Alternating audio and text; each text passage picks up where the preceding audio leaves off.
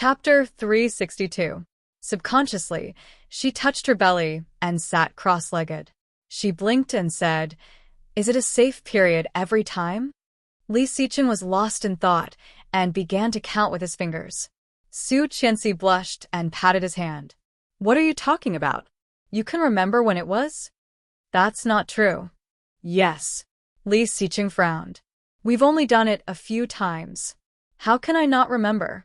Then he sighed. "We've been married for so long, and we've only done it once, twice, 5 times. It would have been fine if he did not count."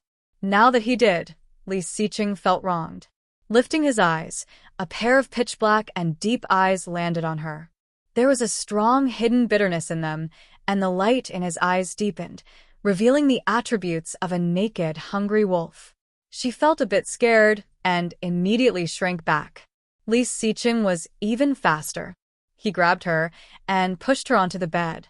The soft bed swayed with their intense movements. Then, Su Qianxi's lips were sealed. Li Xiqing's movements were very gentle, so gentle that Su Qianxi's heart softened. She felt so happy. Every time he kissed her, she had a beautiful illusion that he was with her, not for sex, but for love. The kiss deepened. Su Qianxi's breathing became more rapid. When he was about to do something else, she stopped and called, "Mr. Li, yes?" Li Xiqing liked this title more and more. In the past, he felt it was too strange, but now he thought it was the sweetest.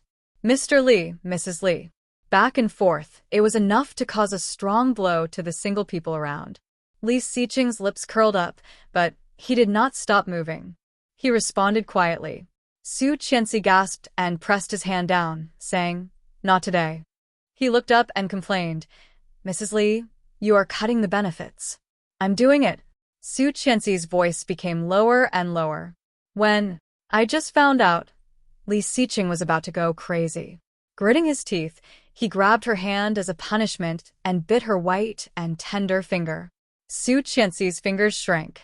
Her eyes were apologetic and full of interest. "Little rascal." He pulled her up and moved her to the side of the pillow. Putting an arm around her waist, he whispered, "Sleep. Behave." Su Qianxi saw his embarrassed look and was in a bad mood. She chuckled. "Don't laugh." However, she smiled even more happily. Burying her head in his chest, she couldn't help but smile. Finding a comfortable position in his arms, she closed her eyes contentedly. The Tang family wouldn't let the matter rest if they couldn't find Su Qingsang after making a scene in the Li family. Li Xiqing had expected this, so when he saw a bunch of reporters at the door of the company, his expression did not change much. Seeing Li Xiqing's car coming, the reporters rushed over like crazy. The building's security guards were not to be trifled with. They immediately came forward and pushed all the reporters away, protecting them in front of the car. The back door of the black Maybach was opened, and a tall and straight figure came out. He was wearing a black cashmere coat and a dark checkered suit, looking noble and indifferent. Faced with the overwhelming number of questions, Li Xiqing glanced around coldly. Immediately, he turned around and put one hand on the back seat of the car, while the other hand was on the roof, in case the head of the person inside was hit. Even though her expression was cold, her actions were still filled with tenderness. This caused the surrounding reporters to exclaim in surprise. Chapter 363. There is someone else in the car. Who is it? Someone yelled, and all eyes focused on the back seat of the luxury car. Everyone saw a white, soft hand put on Li Xiqing's. Then, she was wearing light green high heels, a light green skirt, and a long, cream-colored coat. Her black hair was tied into a ponytail. Perhaps because of the heat in the car, her face was a bit red. Taking a closer look, people found that her skin was unbelievably smooth. Her delicate and beautiful facial features were extremely familiar to the media. "It's Mrs. Li." "It really is Mrs. Li. Mrs. Li, I heard that Mr. Li has a mistress. Did you know about this?" At the press conference last time, Miss Tang said that she was pregnant with Mr. Li's child. Now, I heard that he has a mistress. Did you know about this? Mrs. Li, people were constantly taking photos. She frowned and reached out to hold his arm. Gathering her coat, She looked particularly calm and said, "He is not blind." Li Xiqing looked at her and said, "He is not blind." His words silenced all the voices. Li Xiqing's cold eyes became softer and he whispered, "Let's go." Okay. Led by Li Xiqing into the company, Su Qianxi was surrounded by all the jealous gazes and was taken to the top floor. Su Qianxi's words had caused a stir on Weibo. Her fans had skyrocketed by millions, almost as many as those famous bloggers on Weibo. The news that Tang Zhenghao had sent out to smear Li Xiqing and the Li Group was all swept away. In the office of the president of the Tang Group, Tang Zhenghao was furious and slammed a stack of documents down. Bastard. Last night, he had sent someone to spread the news that Li Xiqing was keeping a mistress in his house to all the bloggers and paid a lot of money to spread the news. Who would have thought that one sentence from a little girl would ruin all the effort and money he had invested? The young female secretary pushed up her glasses and said, "There is someone behind the Li Group. Hacker Z works for Li Xiqing, so it is expected that we can't beat him on the internet." How could Tang Zhenghao not understand this logic? But he couldn't take it anymore.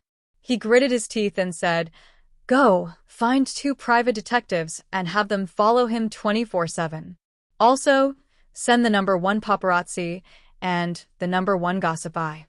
I don't believe I can't find my daughter." The secretary nodded. "Yes. Go find a hacker and hack into his phone and computer. I don't believe that there are no clues at all." "Yes. Also, help me find a person. That guy is a friend of my daughter. He is very capable.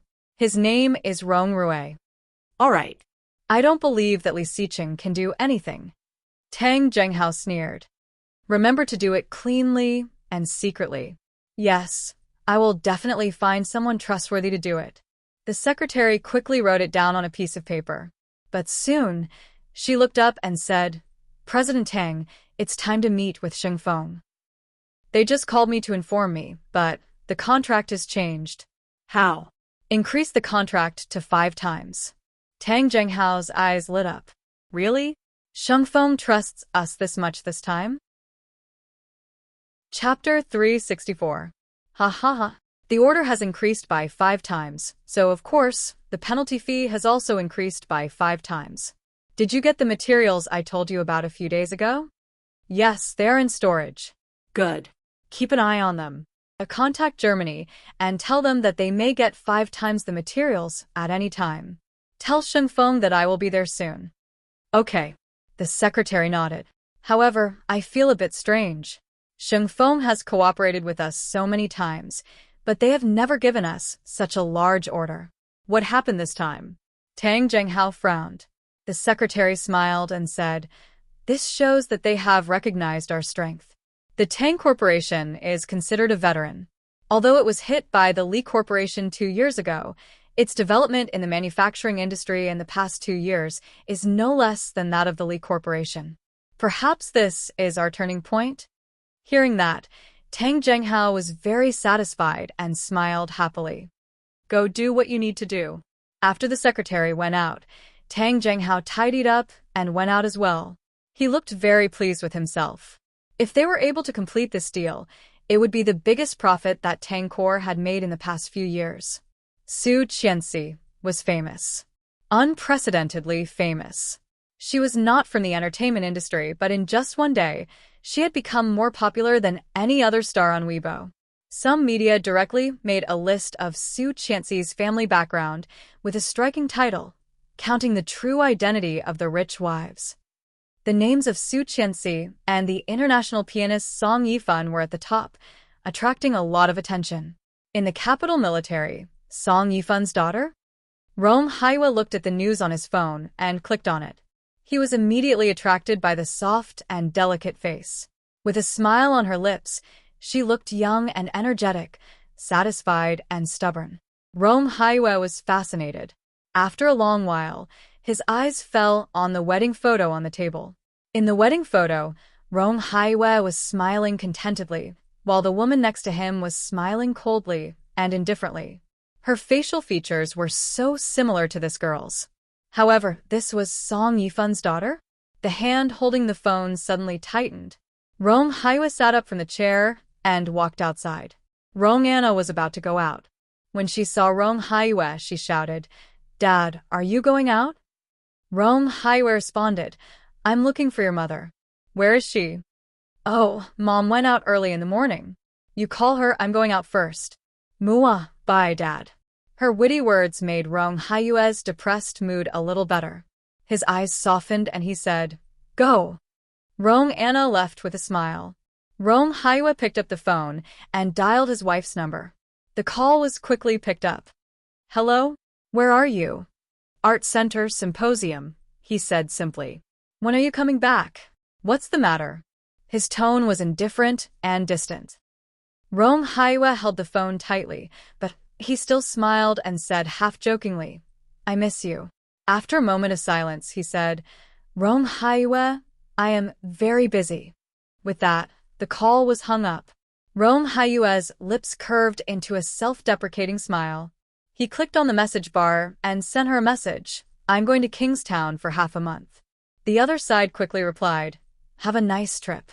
Sender, I love Xian. Rong Haiwa stared at these words for a long time before he slowly looked away, his eyes dim. "Haha, this is the first time I've updated so much at once. Are you surprised? Is there any reason not to recommend me? Give it to me." Li Bao Concentration Camp 1 Group 558643293, full. Li Bao Concentration Camp 2 Group 326681054, full. Li Bao Concentration Camp 3 Group 587324201, full. Chapter 365. Li Xiqing's office was very large. In addition to the office area, there was a rest area and a cloakroom.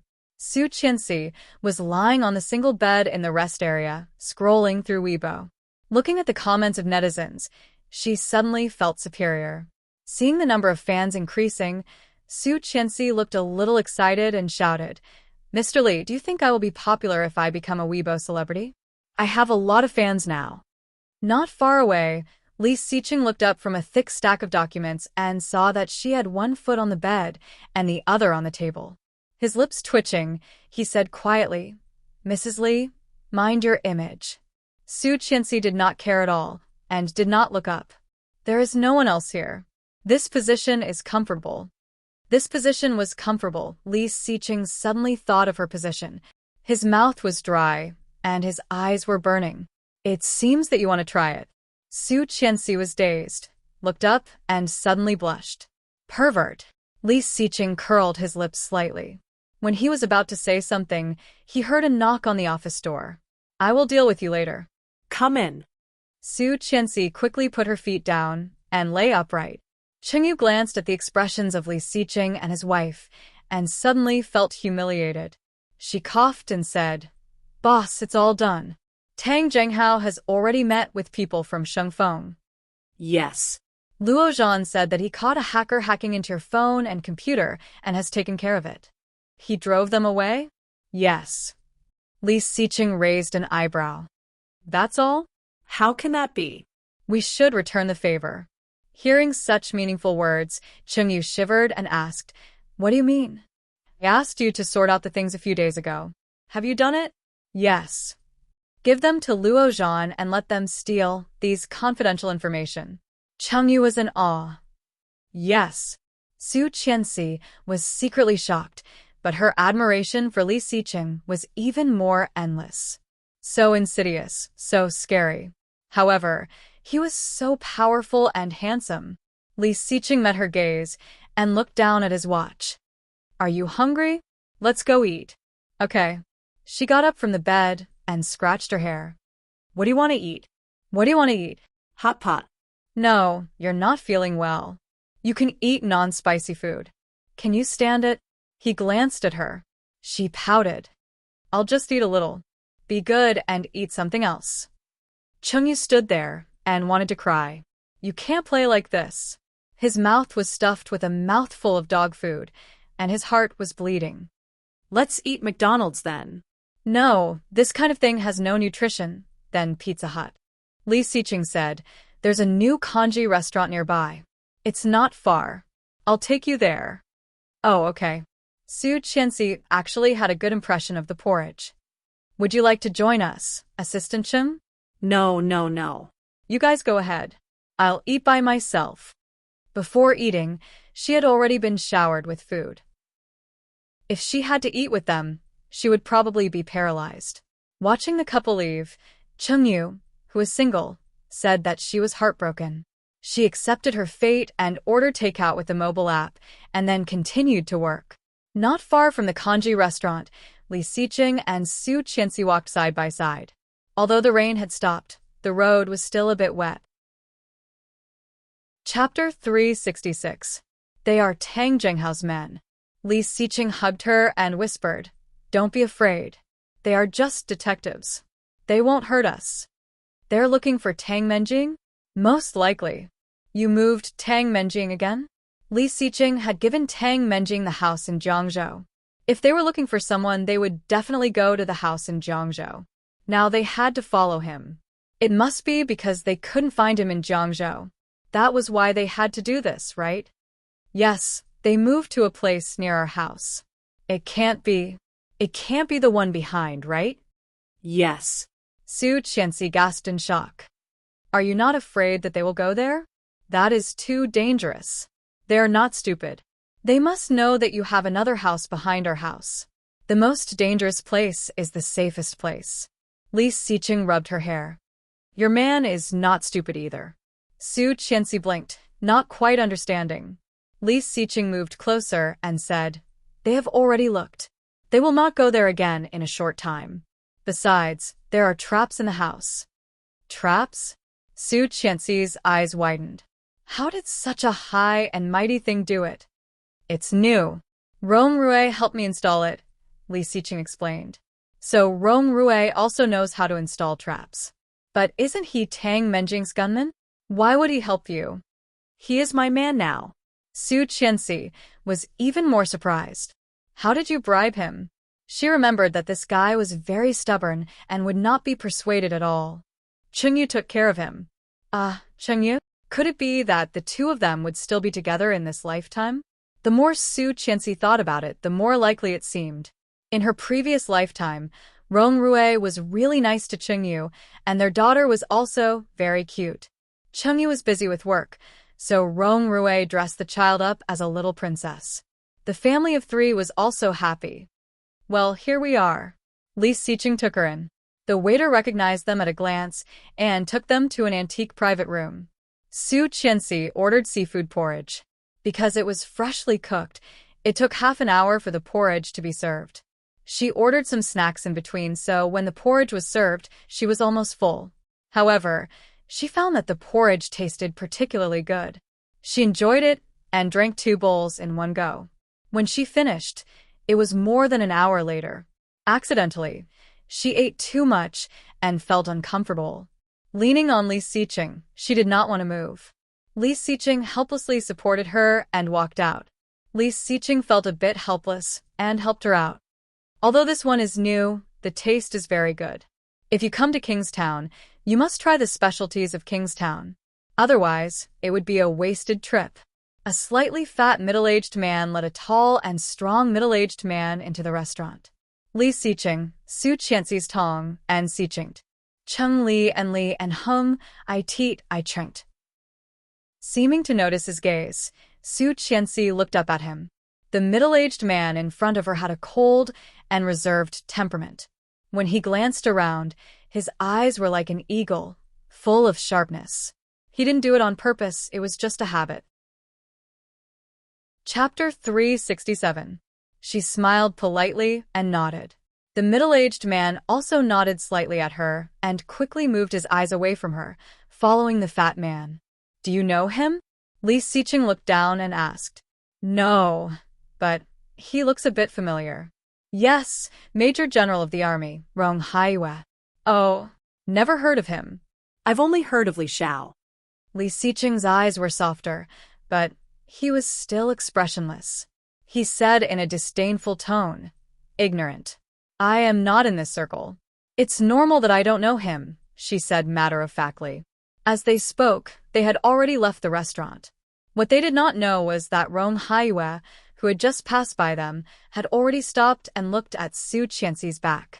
When they were far away, Rong Haiyue slowly looked away, feeling a pain in his heart.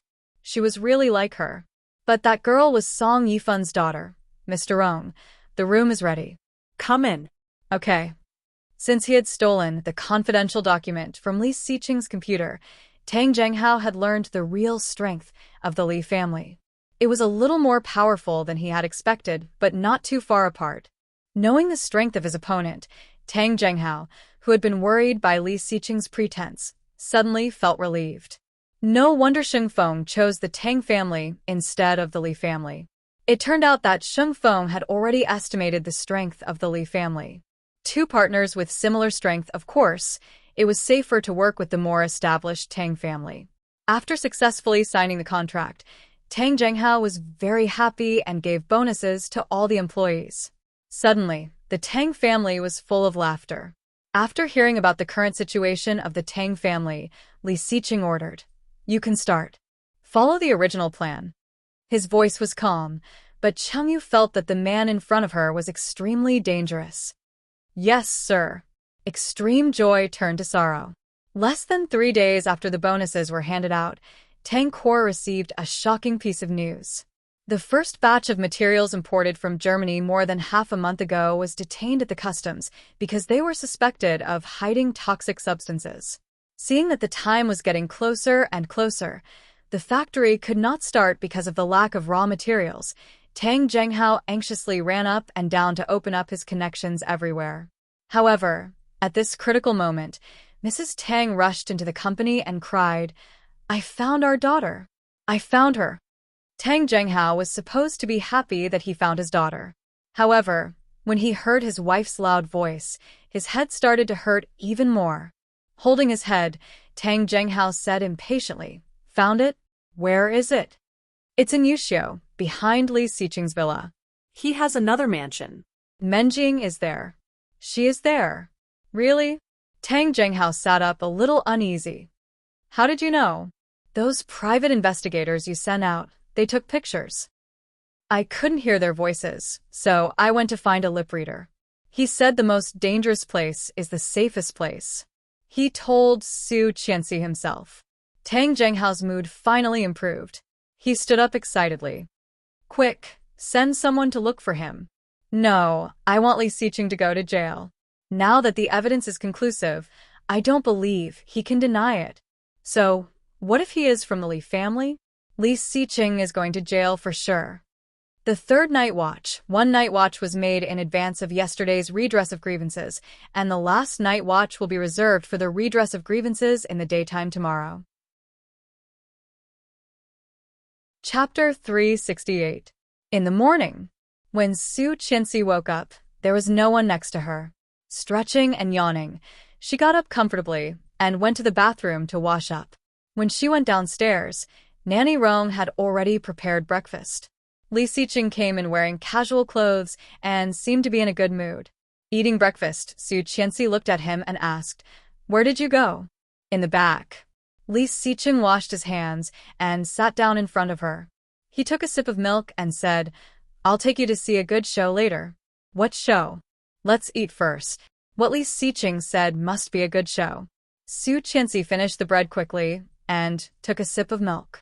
She could not wait to ask, "What show?" Li Xiqing chewed slowly, wiped the milk off the corner of her mouth, and said, "Don't worry. They are not done yet. 2 more minutes." Su Qianxi waited patiently. Li Xiqing took the last sip of milk and looked at his watch. "Okay, let's go." He took Su Qianxi to the back of the house, where Tang Menjing was said to be locked up. Before they got close, they saw 2 police cars and 2 luxury cars parked in front of the house. Su Qianxi's eyes widened and her heart was in her throat. She grabbed Li Xiqing's hand and asked, "What should we do? Have we been discovered? How did they find this place?" "Don't be afraid. It's expected." Li Xiqing rubbed her hair. "Don't let the cat out of the bag." Calm down. Su Qianxi was a bit scared. Looking at him, she felt uneasy.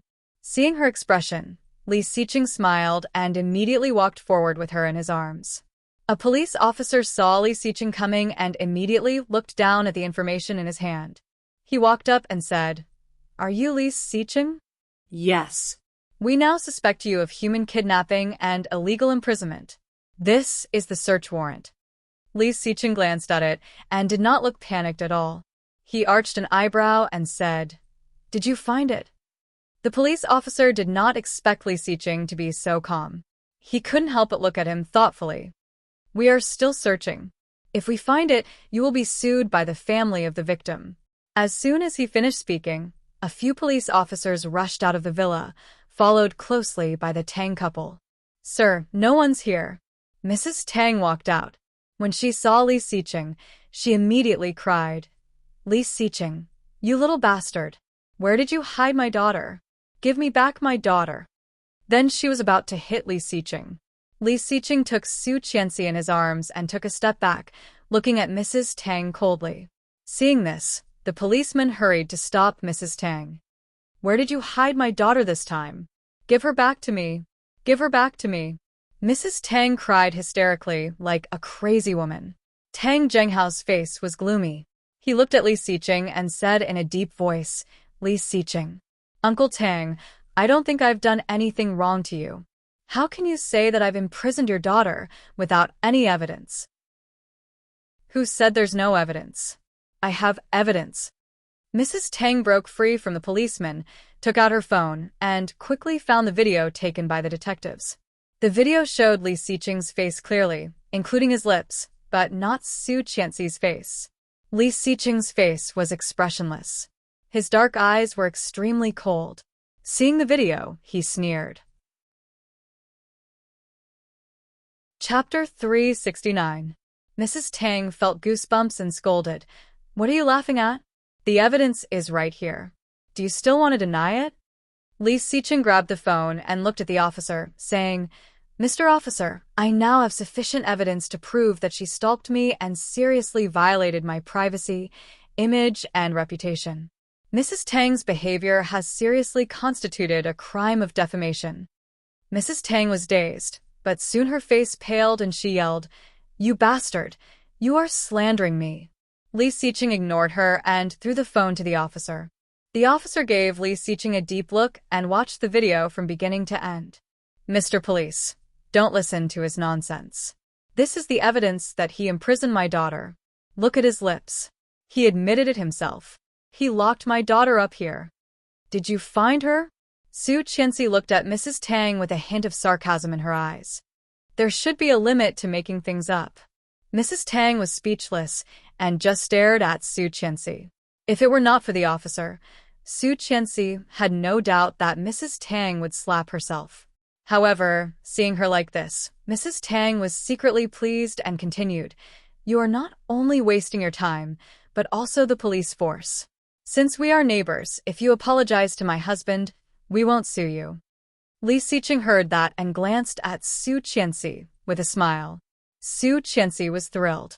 However, seeing the miserable look on Mrs. Tang's face, she felt that she was the worst person in the world. She was in cahoots with Li Xiqing. That was horrible. When did she start to be influenced by Li Xiqing? If they were in a movie, they would definitely be the villains. Mrs. Tang was furious and yelled, "Little b asterisk teat, little b asterisk teat, you want me to apologize? Bah. Give my daughter back. Give her back. I'm doing this for your own good. Why are you cursing like this? It's so unpleasant." She shrank behind Li Xiqing and whispered, looking scared, "Come back with me." The officer looked at them deeply and said, "This lady is right. Your evidence has violated the privacy, reputation, and portrait rights of others and indeed did not find your daughter here. Your evidence is not strong enough." Lip reading, Mr. Police, look at his lips. This kid admitted it himself. If you have anything to say it back at the station. The officer was a bit impatient. Waving his hand, he looked at Li Xiqing and Su Qianxi. "You two come with me." Su Qianxi was a bit nervous. She had never been to the police station before. Was she going in today? Li Xiqing felt her nervousness. He reached out and patted her hand, saying, "Mr. Officer, I'm willing to cooperate, but my wife doesn't seem to like that kind of place very much. I'd better ask my lawyer to talk to you. The officer glanced at Su Qianxi and nodded. As soon as possible. Tang Zhenghao did not speak. On the way to the police car, he stared at Li Xiqing. Seeing Li Xiqing nodding at him so casually, he had a bad feeling. He had a strong feeling that he had not only fallen into Li Xiqing's trap. Chapter 370. Seeing the police car driving away, Su Qianxi held Li Xiqing's hand excitedly and exclaimed, "Did you do it on purpose? You are so good." Li Xiqing chuckled, took her in his arms and said, "Let's go." "Where to?"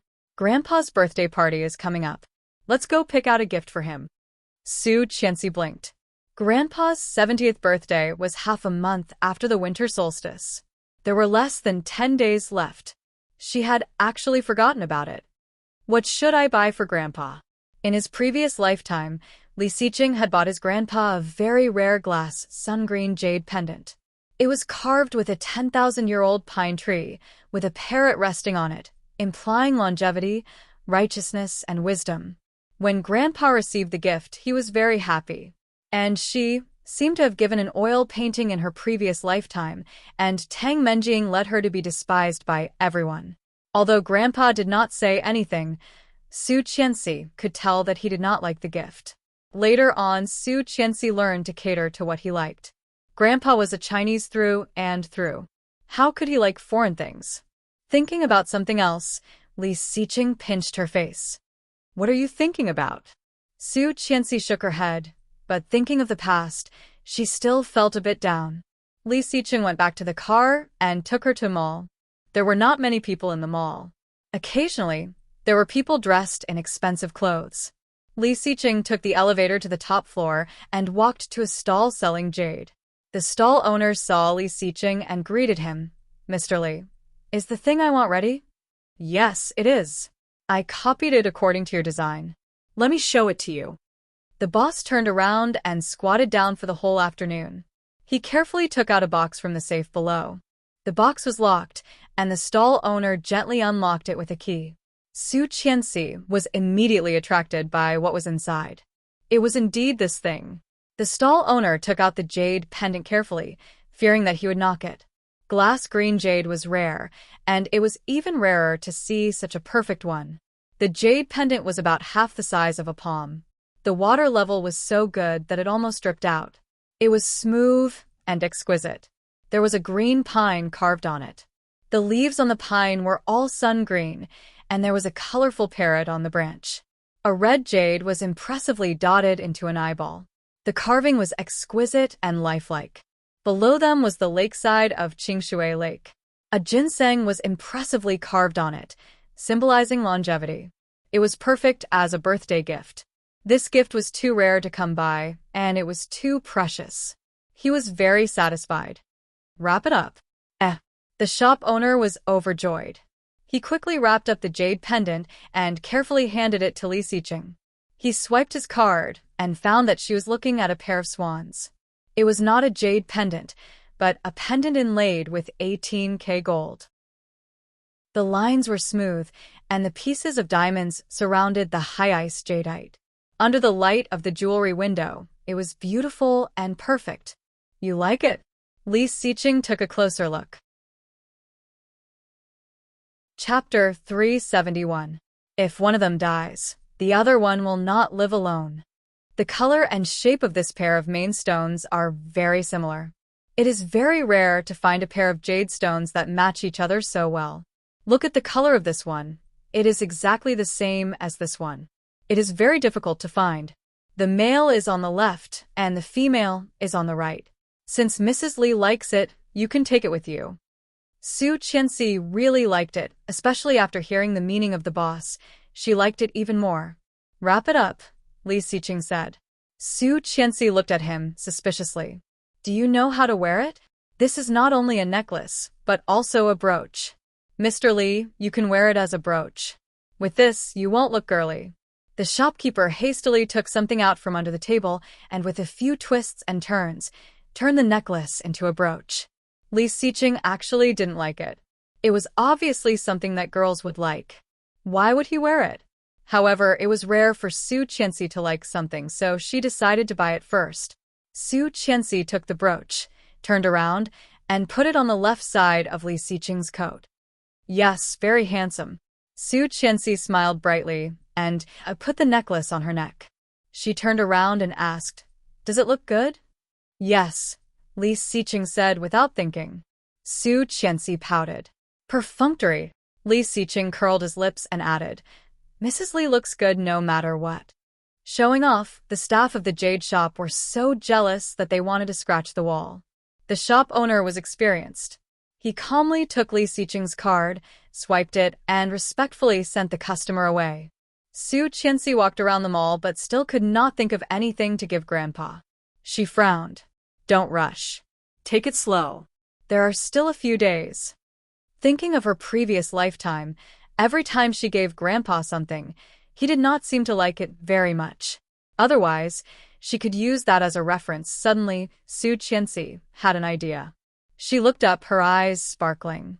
"Mr. Li, I got it. Yes. I will make a longevity peach for Grandpa."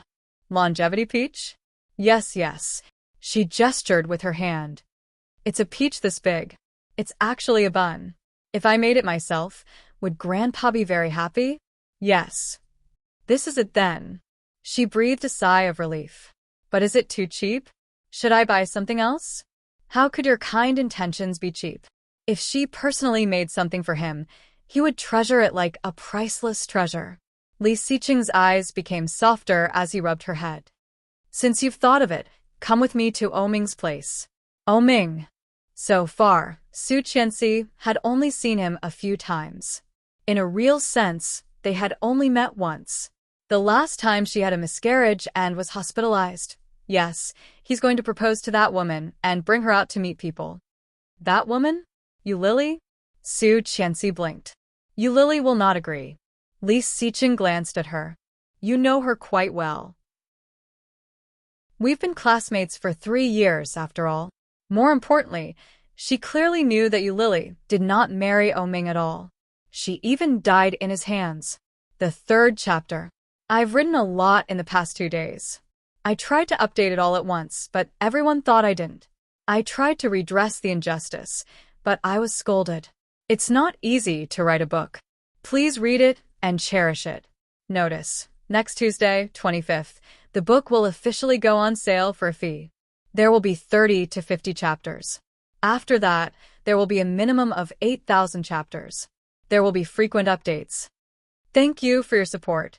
Recommending October Night Whaleyang's excellent novel, My Beautiful Wife, See You Tonight. Xiao Xiaoxia cried, Since I married you, I've been in trouble every day. Chapter 372. Not a good thing. Li Xiqing reached out and touched her nose. Don't get too close to that woman. You will be led astray. She flinched and held his hand with a smile. I won't. You will teach me well. Li Xiqing was very satisfied with her flattery and put his big hand around her waist. They are in Palace 1. Let's go. Palace 1 was in the center of Kingstown, an entertainment venue owned by O Group. When they arrived at room 888, Oming was holding a woman in his arms and singing a love song. They were singing Zhang Shuiao's Lovesickness in the Wind and Rain. It was a classic old song, and both of them had good voices, but Luo Zhan was sitting on the side like an idiot. Seeing Li Xiqing coming in, Luo Zhan was happy at first, but when he saw his wife behind him, he suddenly became depressed. She threw herself onto the sofa, her face full of grief and indignation as she shouted, Why did I have to keep the appointment? Ah! However, no one heard his cry at all. Li Xiqing sat down with Su Qianxi, picked up a pillow, and threw it at Luo Zhan's face. Luo Zhan was killed on the spot. After the song, Oming put down the microphone and walked toward Li Xiqing. Qianqian, come sing. Yulili called. I remember you were a microphone hog in high school. Do you know how to sing, actress? Yes. Su Qianxi immediately stood up and trotted over excitedly, picking up the microphone that Oming had just put down. Come on. The familiar melody sounded, and when Oming's face appeared on the big screen, Su Qianxi looked even more excited. Yu Lily gestured to her, indicating that she should sing first. A low female voice sounded, and the voice was very beautiful. Keep it simple. Oming looked at the two women and couldn't help but laugh. He picked up the cigarette on the table and threw one to Li Xiqing, asking, "Have you eaten?" No. Li Xiqing took the cigarette and let Oming light it for him. Well, Oming took a drag and slowly exhaled. "Let's go eat later." Li Xiqing glanced at him, then his eyes fell on Yu Lily. "Are you serious?" he asked out of nowhere. Oming bit the cigarette with a smile in his eyes. "Yeah. Your dad won't agree. I'm the one marrying him, not him." He can't control me. "By force." "I can't?" Li Xiqing took a puff of the unsmoked cigarette, flicked the ash, and said ambiguously, "After getting married, things will be different. *CK off. I've had her for 3 years and slept with her for 2 years. I'm just missing a certificate." "What's the difference?" Luo Zhan leaned over and listened. "That woman's heart isn't with you. She'll run away sooner or later." Oming was speechless. He took a deep drag of the cigarette and looked into her eyes as if he wanted to suck her in like a cigarette. It wasn't that he hadn't thought about this before. But what if? Yu Lily didn't know what to do. If she got married and had children, it would be a different story. "Why don't we coax her to give birth to a child first, and then marry her? Isn't that better?" Luo Zhan leaned over and said. Oming glanced at him and said helplessly, "When I don't wear a condom, she will take medicine." "Then she won't take it if you wear it?" "Nonsense. Why would she take medicine if she wears a condom?" Luo Zhan leaned over and whispered, "Then you wear it and poke a few holes on the condom." Fourth update. All 4 groups were full, and there were still more than 100 messages that hadn't passed the review. It doesn't matter if you can't join. Anyway, I don't plan to create another group. After it's online, there will be a VIP group and there will be various benefits. Seeing that many people were asking about the fee, 1 chapter equals 1,000 words equals 0. 0.5 yuan equals 5 book coins, 1 yuan equals 100 book coins equals 20 chapters, 1 bottle of mineral water equals 200 book coins equals 40 chapters. If everyone's level is higher, it may only be 3 to 4 book coins per chapter. It's very cost-effective and cheap. After the fee, there will be a minimum of 8 chapters per day. Generally, there should be 10 chapters. Of course, if people think it's too expensive, I can have less. If not, I can have more. Chapter 373. Hearing that, Oming said, "Insidious. Good idea." Li Xiqing agreed. "It's best to change your medicine. You are more insidious." Luo Zhan looked contemptuous. "Stop pretending. We are all jackals of the same tribe." "I am not." Li Xiqing pushed him away. Oming also looked at him contemptuously. "Me neither." Luo Zhan was speechless. After singing a song, Su Qianxi and Yu Lily saw the 3 men together and glanced at each other. Yu Lily looked down. What are they talking about? "I don't know. Hey, do you think that Luo Zhan looks gay? He doesn't have a girlfriend, and he is so close to them." But Su Qianxi couldn't help but spit into the microphone. The 3 men looked over, and Su Qianxi quickly put down the microphone and whispered, "No way, he looks quite normal. Abnormal, okay? You see, he is also good-looking. He is already 26 years old. Why hasn't he been in a relationship? If it is not a physical problem, it is a psychological problem or a brain problem." Ha ha ha ha. Su Qianxi laughed mercilessly. The 3 men quickly dispersed and went to dinner with the 2 women. However, after Yu Lily said that, Su Qianxi's look at Luo Zhan became a bit strange. She heard that gay people would walk with their legs clamped, so she deliberately walked a little slower to look at his walking posture. She heard that gay people liked to wear tight pants, and she heard Su Qianxi's expression was strange, and Li Xiqing immediately found it. He put his arm around her waist and whispered, "What's wrong?" Su Qianxi shook her head and coughed. Was she being too obvious? When they arrived at the private room that Oming had booked, when they were ordering, Yu Lily asked casually, "Does Luo Zhan like sweets?" "What?" Luo Zhan was flattered to be mentioned. Is caramel pudding okay? Okay, thank you, sister-in-law. Su Qianxi silently noted that Luo Zhan liked sweets. Seeing Yu Lily's gaze, she also joined in the line of questioning. Do you usually exercise? Yes. What sports do you like? Swimming, volleyball, tennis, it's over. All of them. Su Qianxi wailed, looking at him with some pity. Hearing Su Qianxi's words, Yu Lily almost laughed out loud. She covered her face with the menu and laughed so hard. Li Xiqing and Oming suddenly understood and couldn't help laughing. Luo Zhan was speechless, but when he saw that everyone was laughing, he felt as if an arrow had been shot in his heart. He roared with grief and indignation, "I'm a straight man." The waiter who came in to order couldn't help but laugh when he heard that. Luo Zhan's heart sank. It was bad enough that he was a single dog, but he even had to be questioned about his sexual orientation. His days were too *king miserable. He stood up decisively, turned around, and left. Oming smiled and asked, "Hey, where are you going?" "Toilet. There's a toilet in the room. I'll go outside."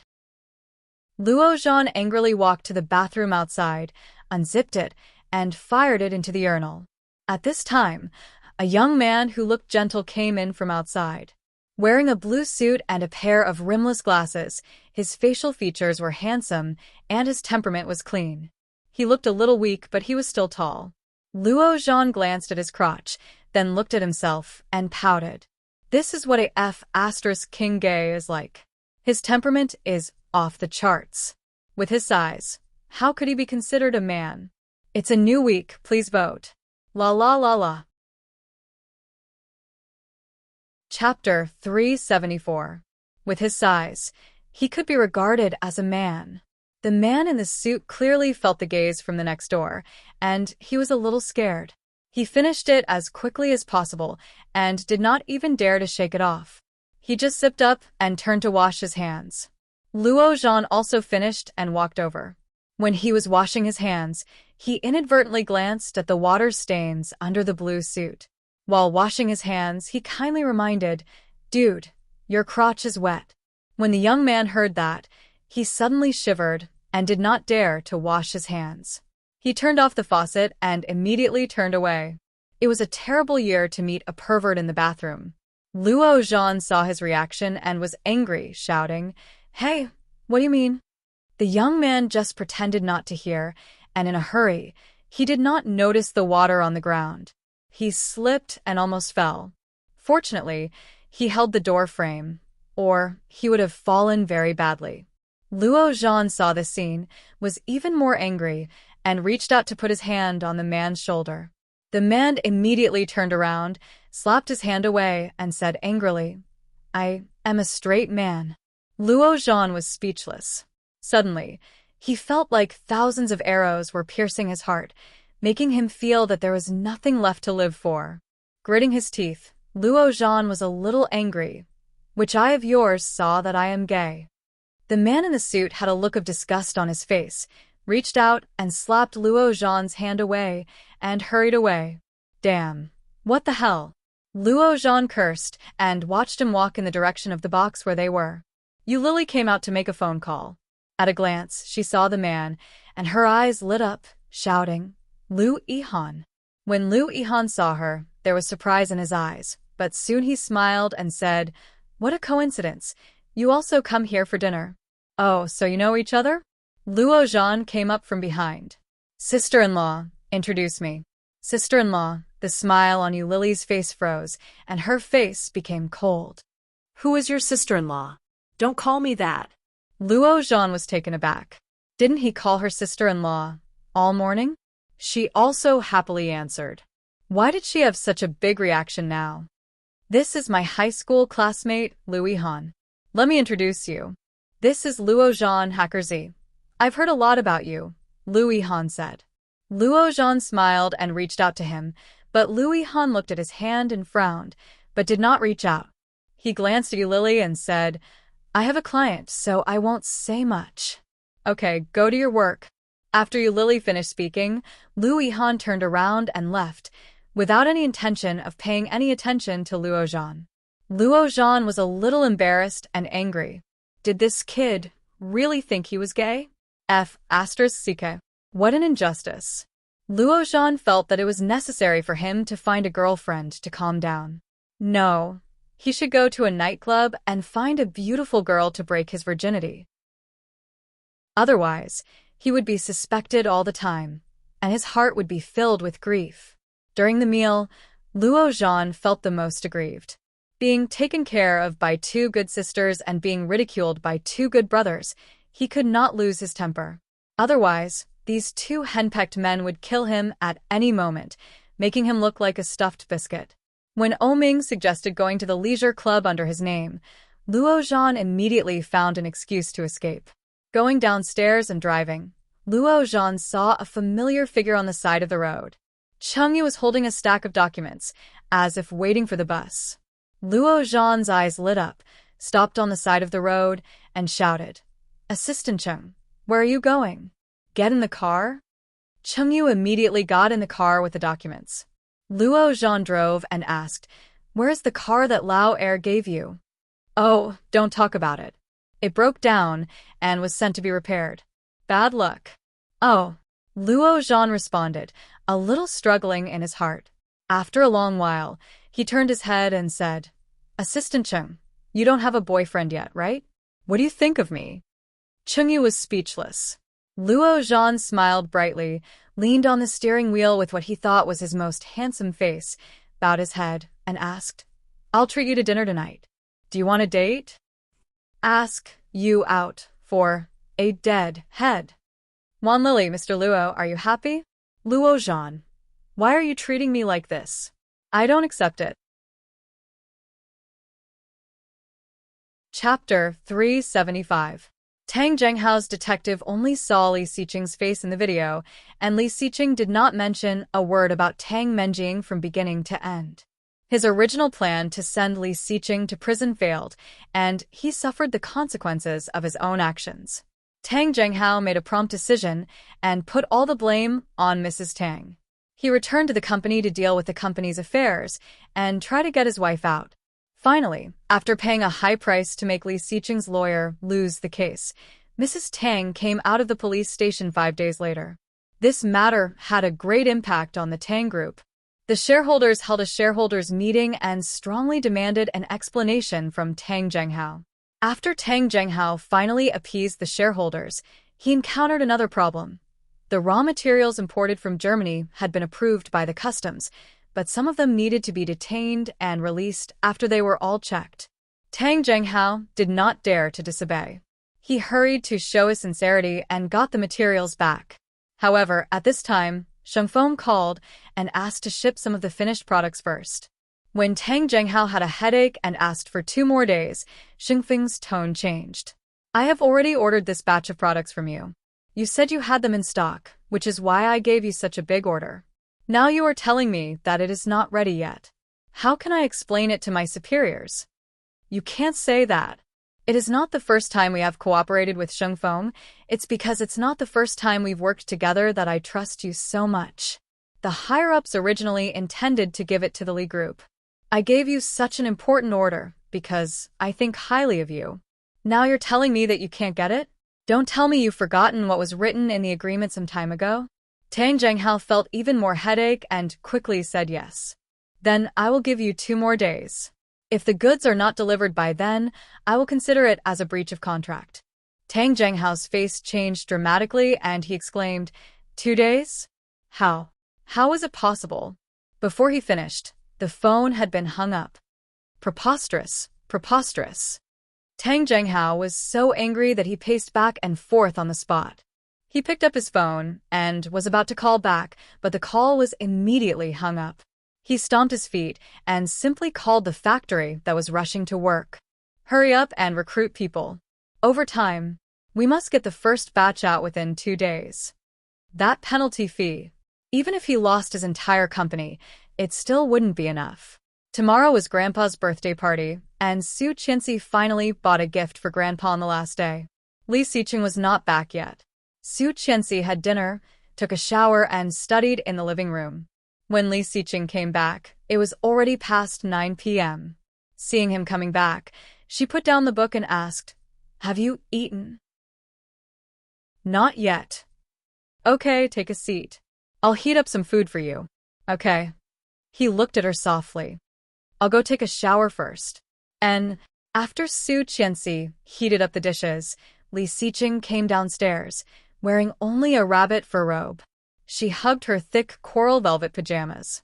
Seeing him dressed like this, she asked, "Aren't you cold?" "I'm not cold. Eat with me." "Yeah." She sat down. "You haven't finished that thing yet?" Almost. "I'm dealing with the acquisition of Tangkor." "Acquisition of Tangkor?"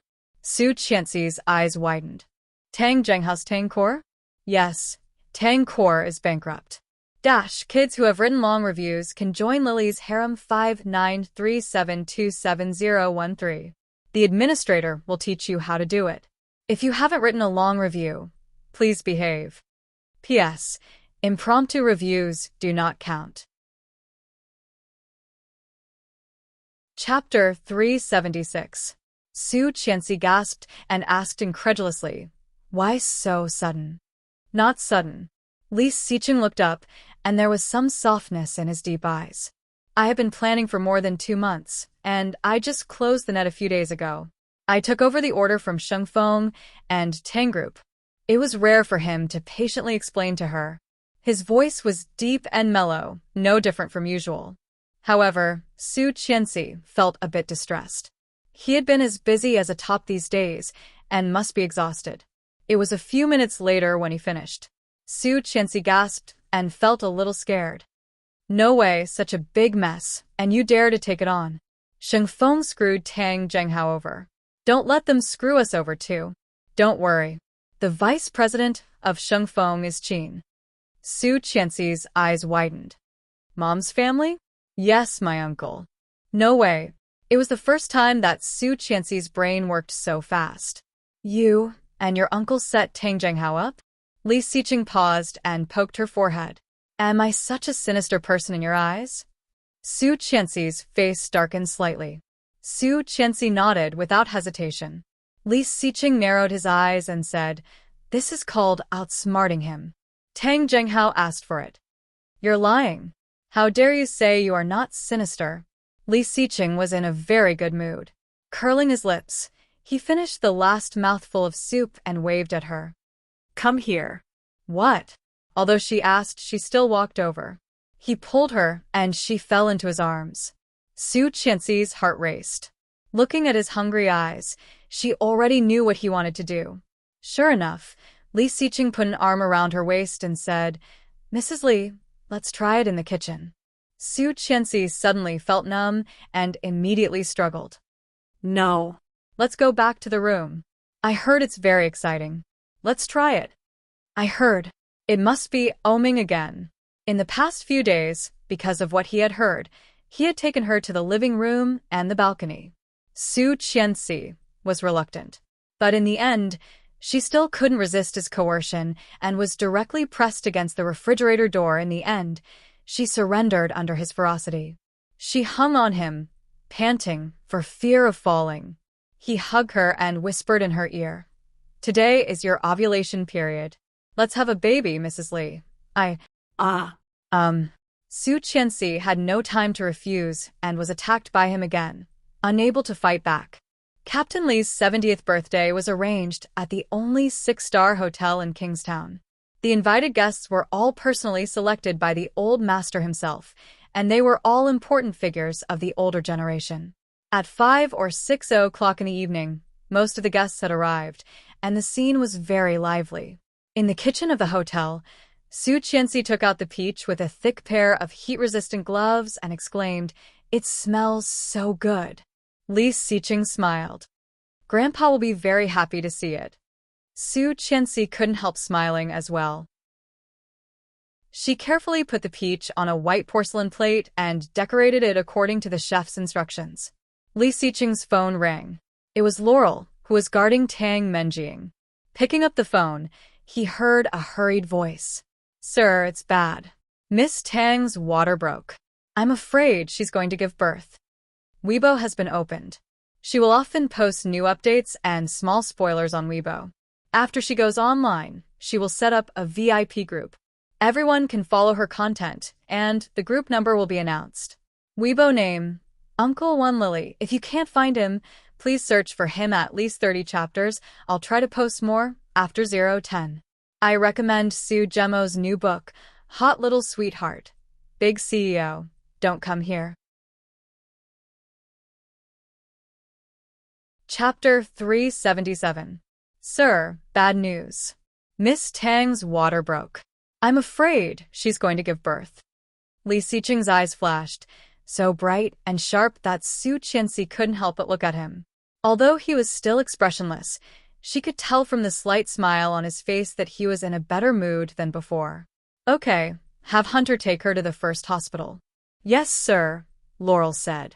Hanging up the phone, he looked at Su Qianxi and whispered, Tang Menjing is going to give birth. Su Qianxi's eyes widened. She could not believe it. Only 7 months. She's making trouble every day. Premature birth is expected, Li Xiqing said, picked up his phone, and dialed Chengyu's number. Kingstown First Hospital, Tang Menjing is going to give birth prematurely as planned.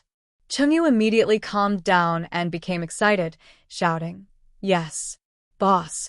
Seeing him hang up the phone, Su Qianxi asked, Are you going to see it? You'll see it in a bit. What did you do? You'll know in a bit.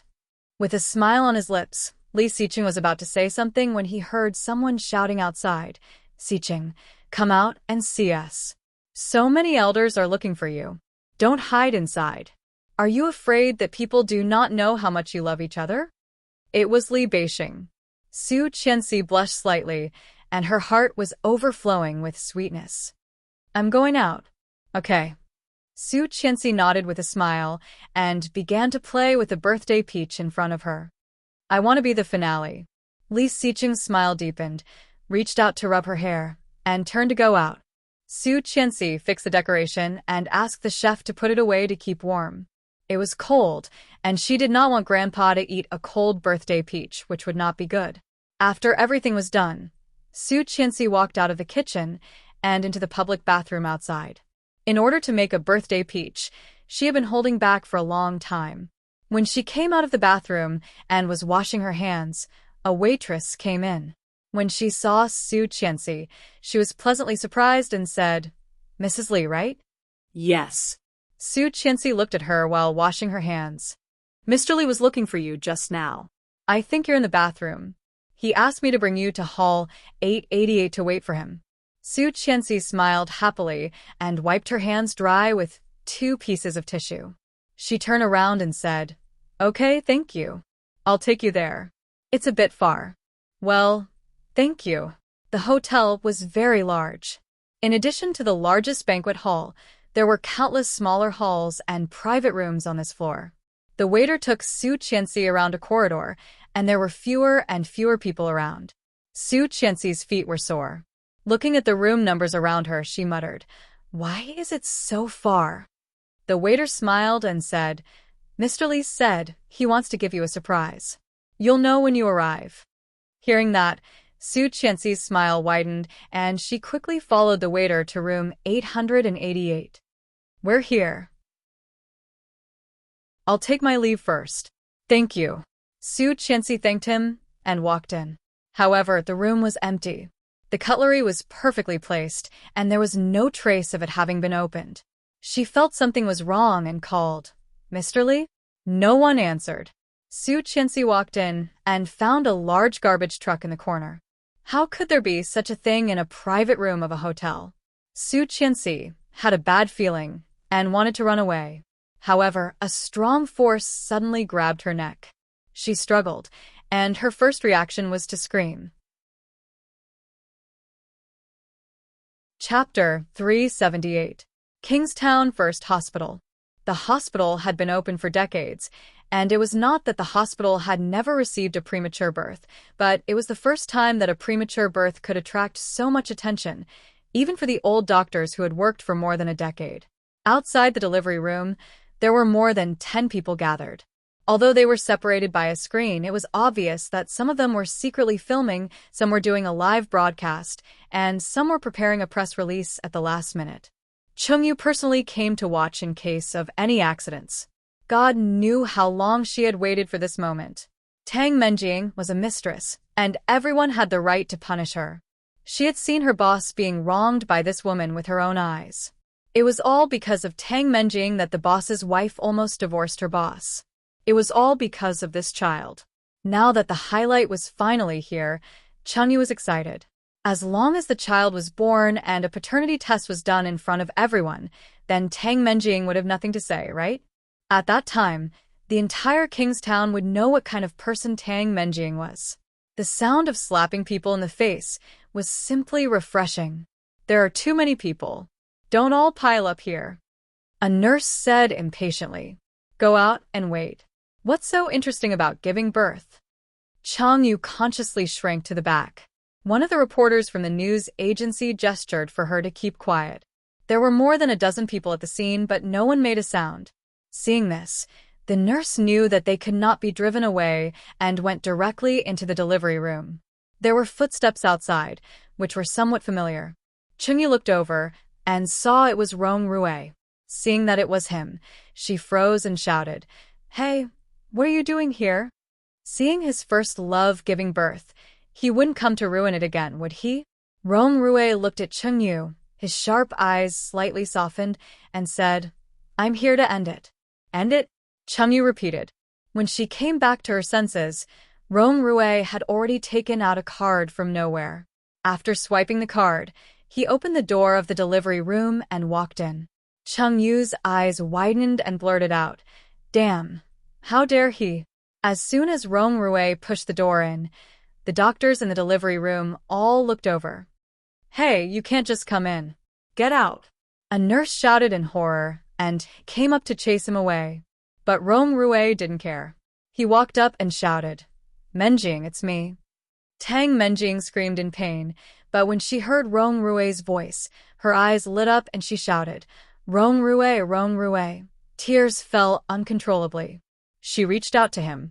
Rong Rui, I'm here. Let him in. No, this is the delivery room. Get out of here. No, let him in, or I will not give birth. Tang Menjing yelled, her face pale and her forehead covered in cold sweat. The pain made Tang Menjing dizzy, and she could barely see anything. She didn't know how Rong Rui negotiated with the doctor. 10 minutes later, Rong Rui walked over wearing protective clothing and a mask, looking down at her. Tang Menjing's legs were stretched apart. From Rong Rui's angle, he could see the blood flowing down. Chapter 379. Every time, when she needed him the most, he would be there for her. Handsome like a god, he would help her solve everything. However, she was blinded by Li Xiqing, the man who was not destined to belong to her. During the time she was imprisoned, she had thought about many things. Many things. If she could do it all over again, she would not pester Li Xiqing and would cherish the person in front of her. Fortunately, there was still a chance for her to turn the tables. After giving birth to the illegitimate child, she would settle down and be with Rong Rui. Tang Menjing smiled, holding Rong Rui's hand, and called, Rong Rui, yes. Rong Rui held her hand back, but his eyes were no longer full of love. Tang Menjing was in pain and did not notice the slight change in Rong Rui. The nurse's hands kept pushing her belly. Tang Menjing turned her head and said, You know, during this time, I have thought a lot. Rong Rui held her hand and did not speak. After I give birth, when I go back, I will marry you. Tang Menjing gasped, sweating. Don't talk, the nurse shouted. Tang Menjing held Rong Rui's hand tightly and did not listen to the nurse. With a pale face, she struggled to ask, Okay? Last time you proposed to me, I did not say yes. Now I say yes, okay? Rong Rui held her hand, wearing a mask on his face. His eyes were cold, and his voice was slow. No. Hearing that, Tang Menjing widened her eyes and stared at him. Rong Rui's eyes were cold, looking at her. Rong Rui has been killed by you. Have you forgotten? Tang Menjing's heart seemed to be clenched tightly, so painful that she could not breathe.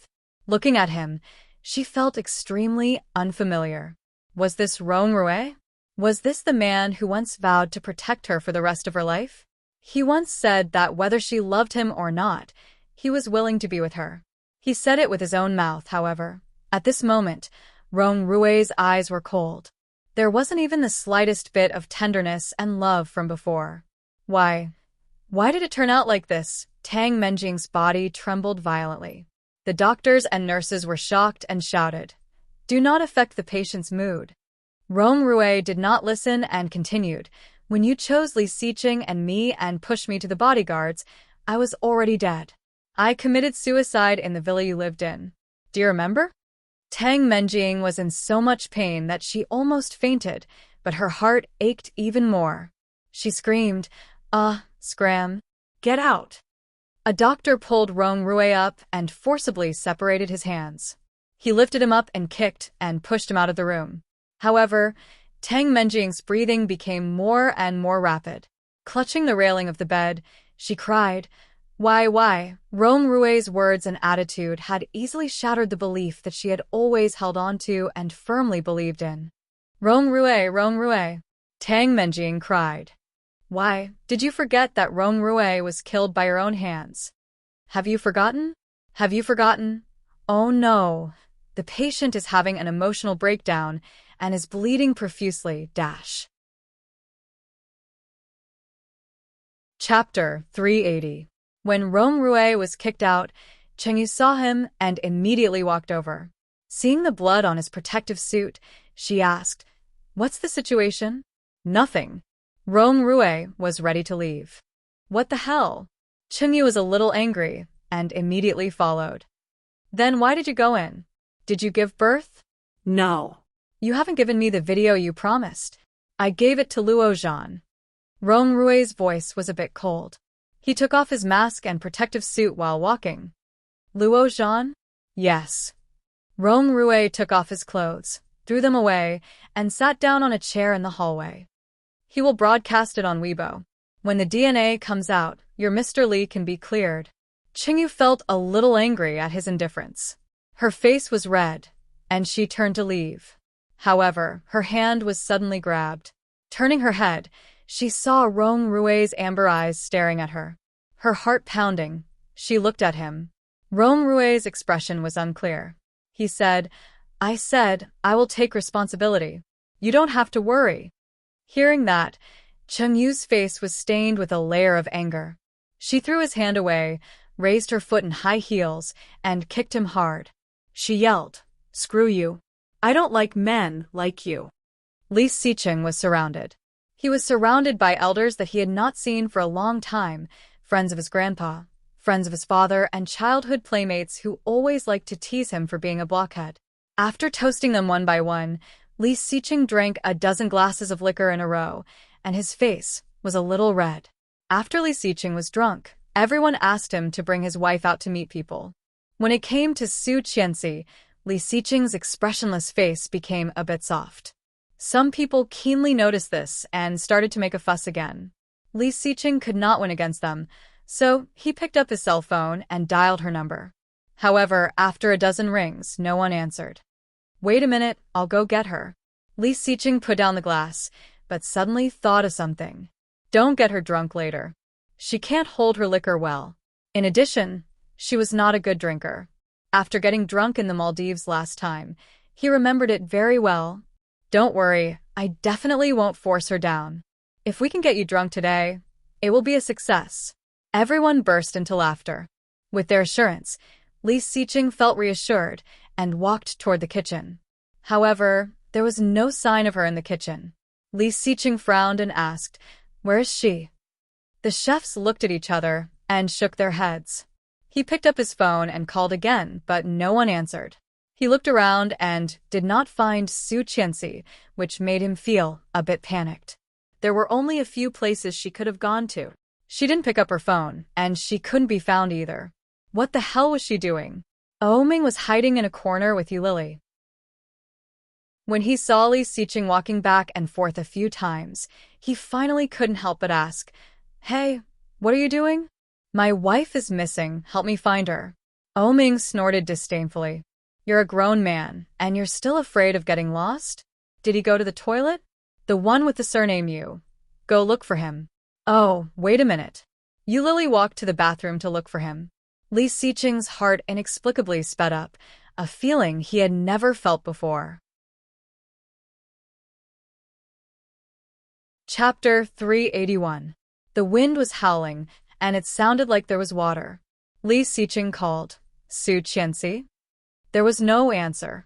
Li Xiqing looked at the phone and found it was Mrs. Li. However, why was no one saying anything? "Where are you?" Li Xiqing asked, but there was still no answer. The phone was hung up and Li Xiqing was upset. When he was about to call again, he received an MMS message. Looking at the picture, it was a dark night with bright lights. It was the Kingstown River. Clicking on the download, it clearly showed that under the bridge, a woman was lying. Judging from her clothes and figure, it was definitely Su Qianxi.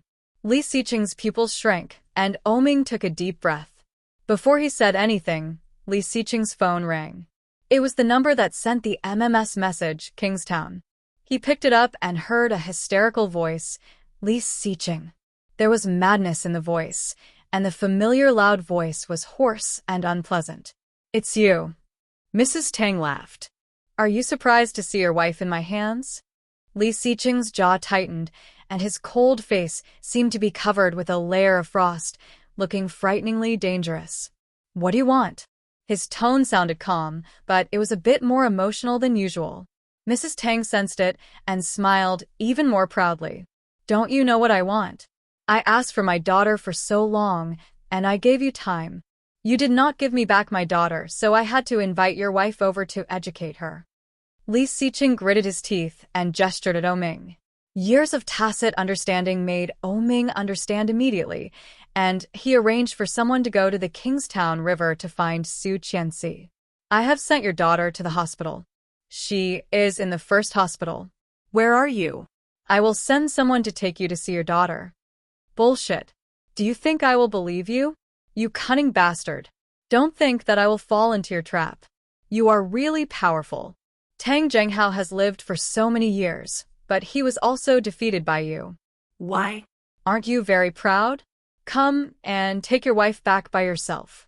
If you come alone, I will give you a big gift." Ming widened his eyes and shook his head at him. "Don't go." Li Xiqing acted as if he did not see Ming's intention. Without hesitation, he asked, "Okay, where are you?"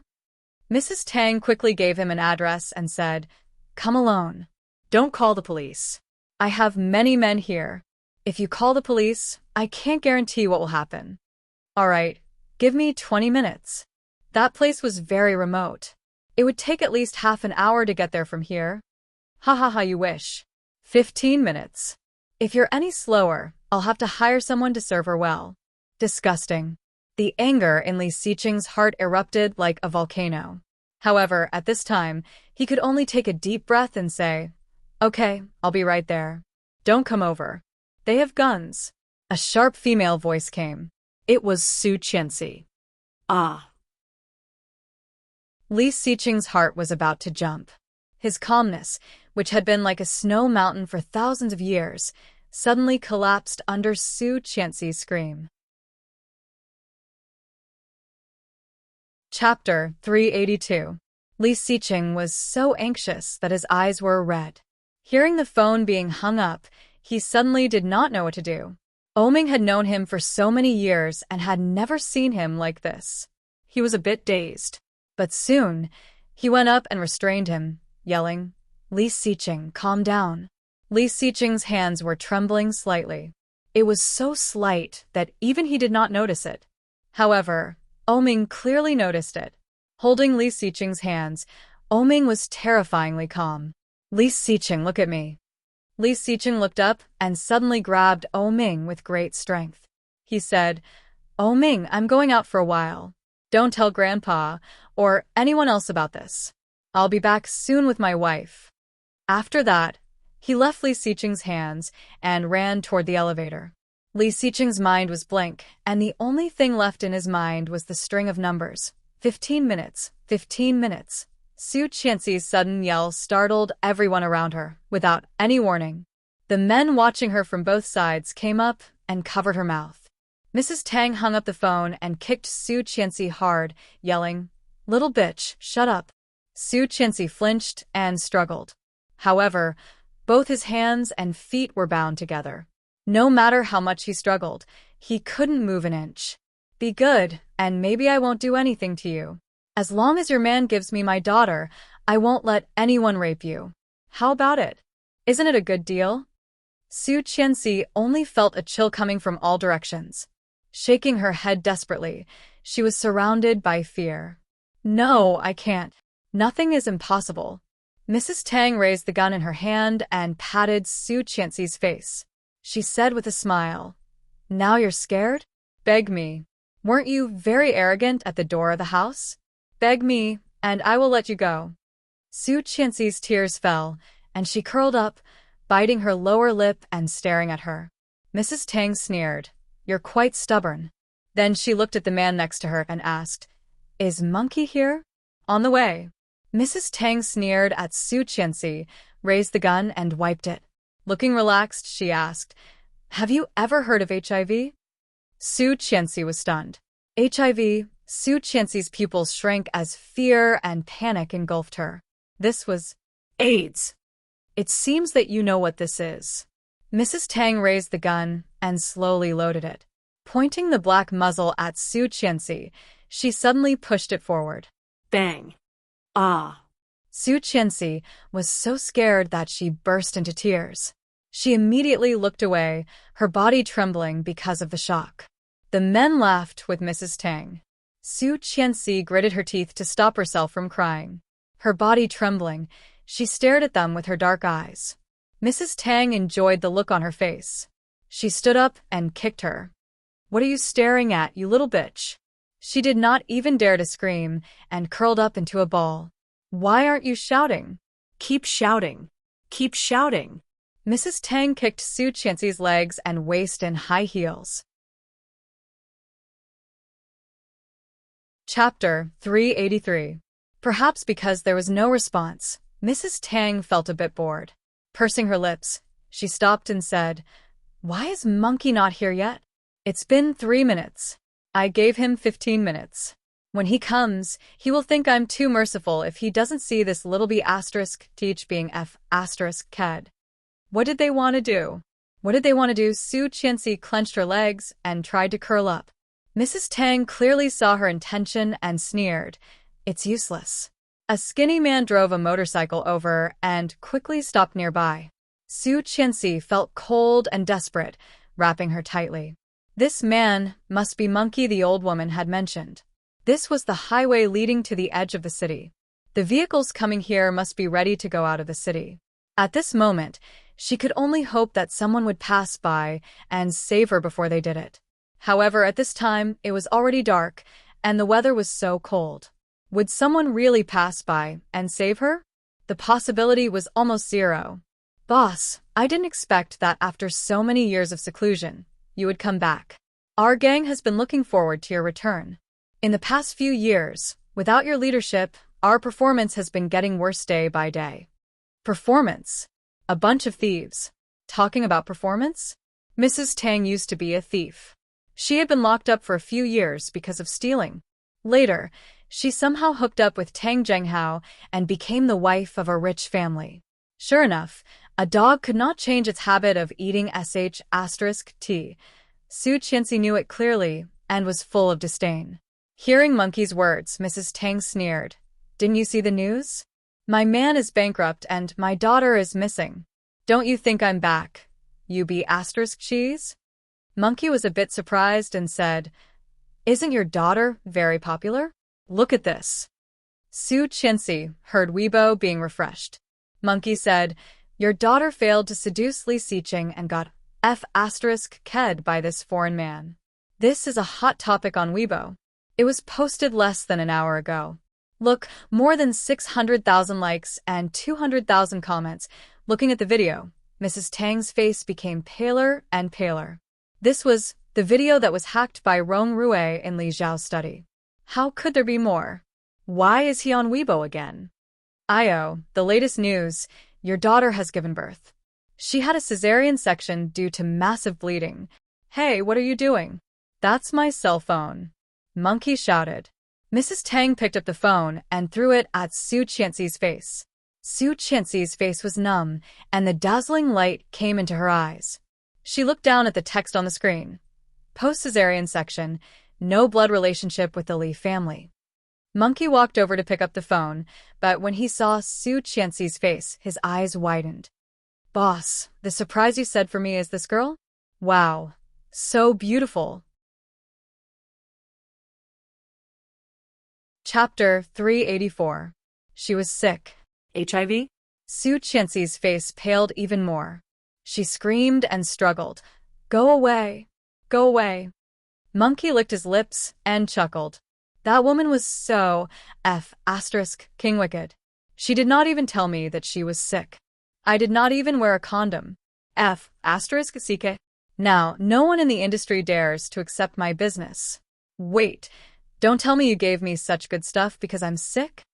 Otherwise, do you think you would have a chance? Ha ha ha ha, it was worth it. Then he was about to lift Su Qianxi up. Mrs. Tang immediately held him down and said coldly, What are you doing? Getting a room. What do you mean get a room? We'll do it here. A man said as he threw a small bottle to him. Eat this. It'll help you ward off the cold and make you feel good. Monkey was even more excited. He rubbed his hands and said, Do you want something wild? Oh, this will do. He picked up the bottle, opened the can, and swallowed it. Then he could not wait to take off his clothes. Su Qianxi clearly saw that under the monkey's clothes there were dense red spots, which looked scarlet and scary. Mrs. Tang took out her cell phone and pointed the camera at them.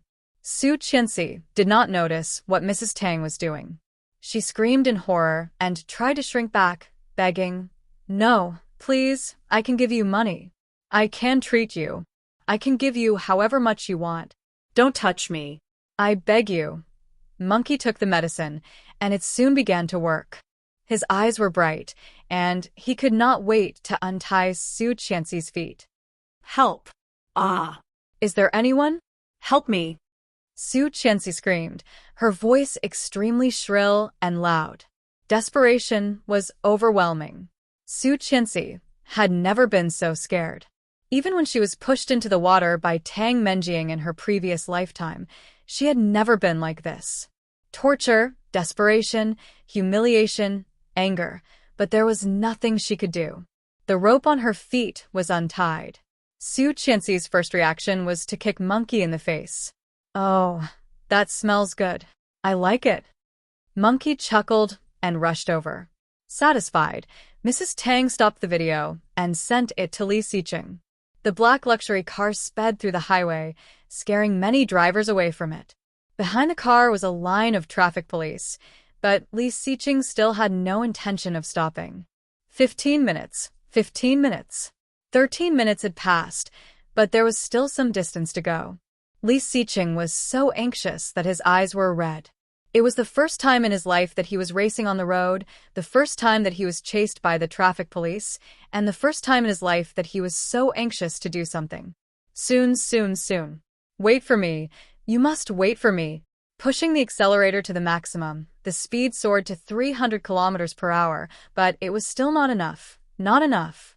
For the first time, Li Xiqing hated that he was not driving a sports car. Could he go faster? Faster. Just at the intersection ahead, Li Xiqing saw a beam of headlights shining over and was shocked. While braking, he madly honked the horn and made a quick U-turn. The car instantly twisted and drifted, and the tires made a loud friction sound on the ground. Chapter 385.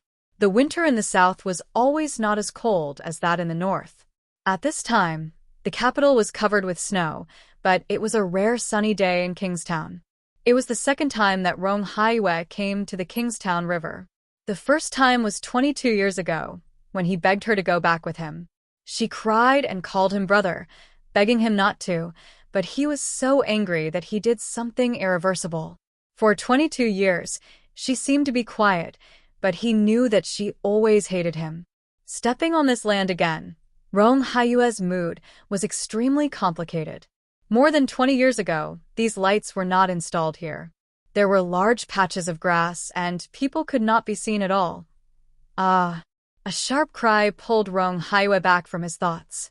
He opened the door and got out of the car. Suddenly, a cold wind blew over the river. Rong Haiyue looked not far from where the sound came from. He did not see anything. Listening carefully, it seemed that there was no scream. Walking casually, Rong Haiyue walked forward. His heart was as calm as still water. Help! Ah! Is there anyone? Help me! A sharp cry for help suddenly entered his ears, causing a large wave to suddenly appear on the still water.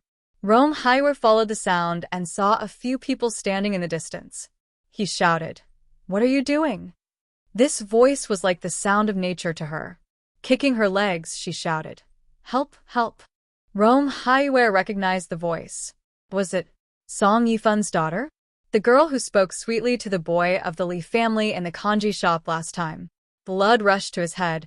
Rong Haiyue strode over and shouted, "Let her go." Damn it! Where did this old turtle come from? Trying to be a hero? The two men next to him cursed and turned to face Rong Haiyue. Mrs. Tang was also very angry. "Kicking monkey," she shouted. "Hurry up." Monkey was a bit scared and said, Wait. I haven't found the feeling yet." Rong Haiyue rushed up and knocked one of them down without any explanation. He grabbed him and then kicked the other man. His movements were smooth, bold, and ruthless. At first glance, it was obvious that he was a martial artist. Monkey was even more terrified. Seeing this, Mrs. Tang yelled, "You do what you do. I'll deal with this guy." With that, he walked forward, raised the pistol in his hand, and shouted, "Don't move." When Rong Haiyue saw the gun, he threw the man away, raised his hands, and stopped moving. Su Qianxi recognized that he was Rong Haiyue. She was a bit surprised, but at this moment, she had no time to care about anything else. Looking at the monkey in front of her, she gritted her teeth and whispered, "Do you want money? I can give you money. 1 million. Is that enough?" Monkey was a little moved. He looked at her and asked, "Really?" She was pleased and continued to tempt him. "My husband is Li Xiqing. He is very rich, the richest man in Kingstown. Have you heard of him? Let me go, and I will give you money. If 1 million is not enough, then 5 million, enough for you to spend for the rest of your life, okay?" Motherf ****. Mrs. Tang cursed and stepped on Su Qianxi's foot. Chapter 386. Monkey was a bit moved. Although this woman was beautiful, women were everywhere. 5 million. He had never seen so much money in his life. Mrs. Tang was furious and yelled, "Monkey, what are you waiting for?" "I am Mrs. Tang. It's only 5 million. I'll give it to you. When Li Xiqing comes, you won't have the chance to enjoy such a beautiful woman." The two men who had been knocked down by Rong Haiyue had already climbed up and rushed at him. "Don't believe her. The Tang family is bankrupt. The Tang family has long been acquired by the Li family. She is nothing. If she had money, why would she go to such a cheap woman like you?" Su Qianxi yelled. At the same time, the two men behind Rong Haiyue surrounded him. One grabbed his neck and the other went around his front and punched him in the stomach. Mrs. Tang was furious. Turning around, she walked towards Su Qianxi, grabbed her hair, and slammed her against the railing. "Little bitch." His head banged against the stone, making a dong-dong sound. Rong Haiyue took a solid punch, but when Mrs. Tang turned around, he slammed his head against the man in front of him. Grabbing the hand behind him, he pulled Rong Haiyue over and hit the man in front of him. Mrs. Tang felt something was wrong and immediately turned around, but Rong Haiyue had already rushed over. Startled, she stepped back, and Mrs. Tang's hand shook bang. A loud gunshot rang out. "Ah!" Su Qianxi was dazed. Hearing the gunshot, she trembled, especially when she saw the blood dripping down. Her eyes rolled back, she collapsed and lost consciousness. Mrs. Tang was scared and immediately pushed Rong Haiwei away. She looked down at the blood on her hand. Throwing the gun away, Mrs. Tang's hand was shaking. I killed someone? Mrs. Tang stared at Rong Haiwei. Rong Haiwei staggered, his face pale. Covering his bleeding arm, he picked up the gun in his hand. He was so calm that he did not look like someone who had been shot. He said, "Let her go." CKU. Someone behind him shouted and threw Rong Haiwei to the ground. Rong Haiwei fell hard to the ground, and the gun in his hand flew out. Not far away, a car drove over. Mrs. Tang was shocked and yelled, "Someone's coming." A few cars surrounded them from the left and right. They were still quite a distance away. Mrs. Tang was shocked. It must be someone sent by Li Xiqing. Damn it. Then he decisively went forward and lifted Su Qianxi, who had passed out. I told him to come alone, but he called so many people. He's forcing me to kill her. Mrs. Tang was fat, but she was strong. She lifted Su Qianxi to the railing of the bridge. Rong Haiwei was pressed down, and the man sat on him and punched him hard. Seeing this, his heart skipped a beat and he shouted, "What do you want to do?" Die. Mrs. Tang threw her hard, and Su Qianxi's body quickly fell. Soon, there was a splash. When Rong Haiwei saw Su Qianxi being thrown into the water, the pain in his body seemed to disappear. There was only one thought in his mind: save her, save her. Chapter 387. 6 cars stopped and surrounded the place. Mrs. Tang had nowhere to run, and the 4 of them were arrested. "Where is she?" the leader of the group yelled. Mrs. Tang sneered. "Who is it? I don't know what you are talking about." "Boss, there is blood on the ground," someone yelled. We did not find Mrs. Tang. There was blood on the ground, but no one was hurt. Looking around, a horrible idea suddenly came to his mind. The leader of the Li family immediately yelled, "Get into the water and find her." The black Maybach hit the railing, and Li Xiqing lost consciousness. He did not know how long it took for him to wake up. He was surrounded by traffic police and people. Seeing the cracked windshield, Li Xiqing moved and wanted to start the car again, but he could not. Finding his phone, he opened the door. Li Xiqing had a terrible headache. Blood was dripping from his forehead, and he felt itchy. Wiping it off, he stumbled in that direction.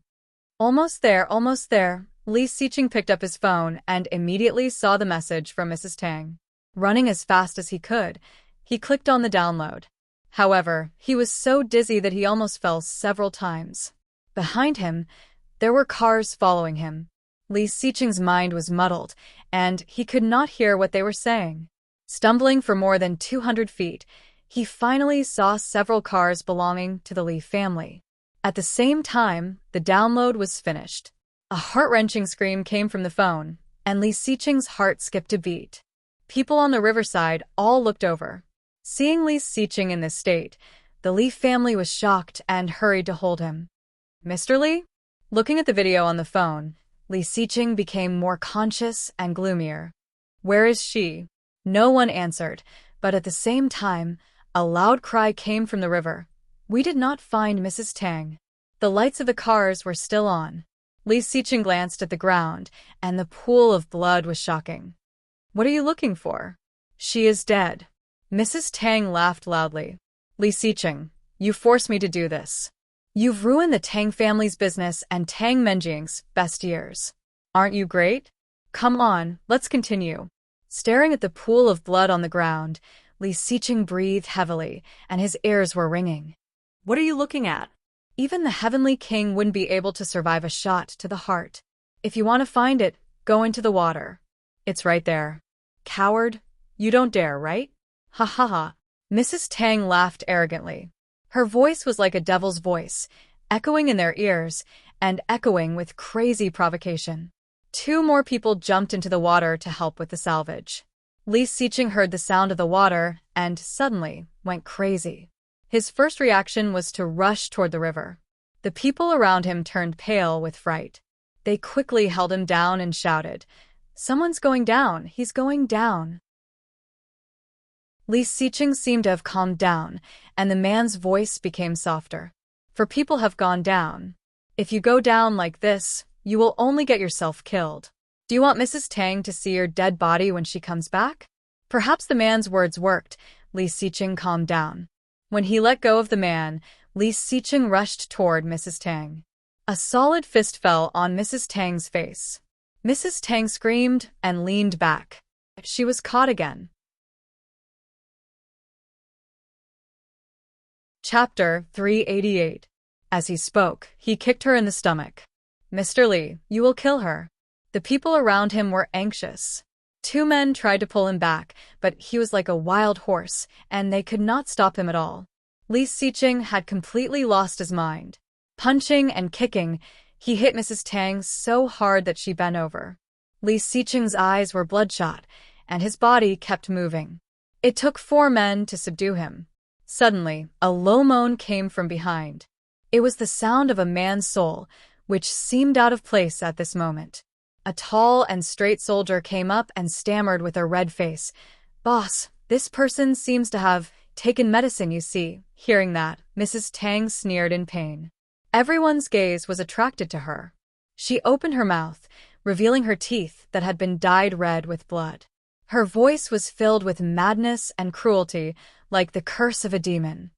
"I wanted to let that little bitch enjoy herself, but I didn't expect you to bring so many people. I had no choice but to kill her in advance. It's you who killed your wife." Li Xiqing was even angrier, but at this moment, he calmed down. His eyes were as cold as frost, making Mrs. Tang's heart tremble. "Since that's the case, keep it for yourself and enjoy it slowly." Li Xiqing's voice was cold, and Mrs. Tang's face suddenly paled. "Take them to the car and let Mrs. Tang have fun." "Yes, sir." 2 men took Mrs. Tang to one of the cars. Mrs. Tang then realized that Li Xiqing was not joking. "No, you can't. Li Xiqing, you little bastard, you will get what you deserve. You will definitely get your retribution. You will be struck by lightning, and you will not have a good." Before he finished speaking, he was stuffed into the car. Monkey was also stuffed in at the same time.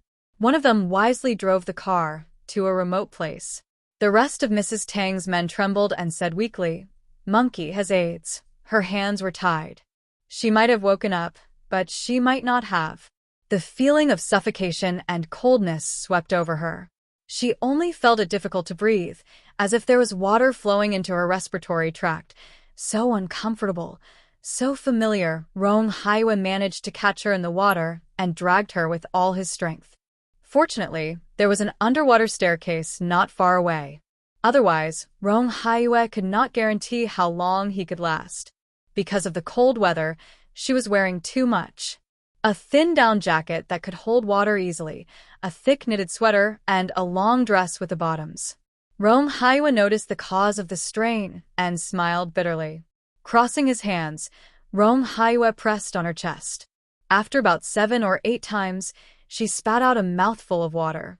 She seemed to have regained consciousness. She tried to open her eyes, but the pain in the back of her head seemed to be connected to her eyes, and she could not open them. Rong Haiwa saw that she spit out the water and breathed a sigh of relief. He wanted to drag her up, but the injury on his hand was very unbearable. It was so painful that he could not lift a finger. Chapter 389. Rong Haiwa clearly noticed that his strength was getting weaker and weaker, and his head was getting dizzier. But he could not fall yet. This girl who looked very similar to Rong Xian, her facial features were exquisite. Although a bit pale, the outline was almost exactly the same as Rong Xian when she was young. Song Yifun's daughter. Rong Haiwa's eyes were slightly red, and he laughed at himself. After resting for a while, Rong Haiwa helped her up and said guiltily, "I'm sorry." Looking away, he took off her down jacket that was bulging because of the water. Su Qianxi clearly felt that someone was taking off her clothes, but she could not muster any strength. She struggled to raise her hand, trying to resist. However, Her hand was only slightly raised, and before it touched the intruder, it had already fallen. Don't touch me. No, tears slid down her eyes, but she could not muster any strength to resist. The sweater was also taken off.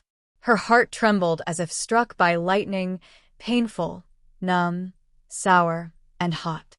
No. She tried her best to squeeze out a little sound, but it was like a mosquito buzzing.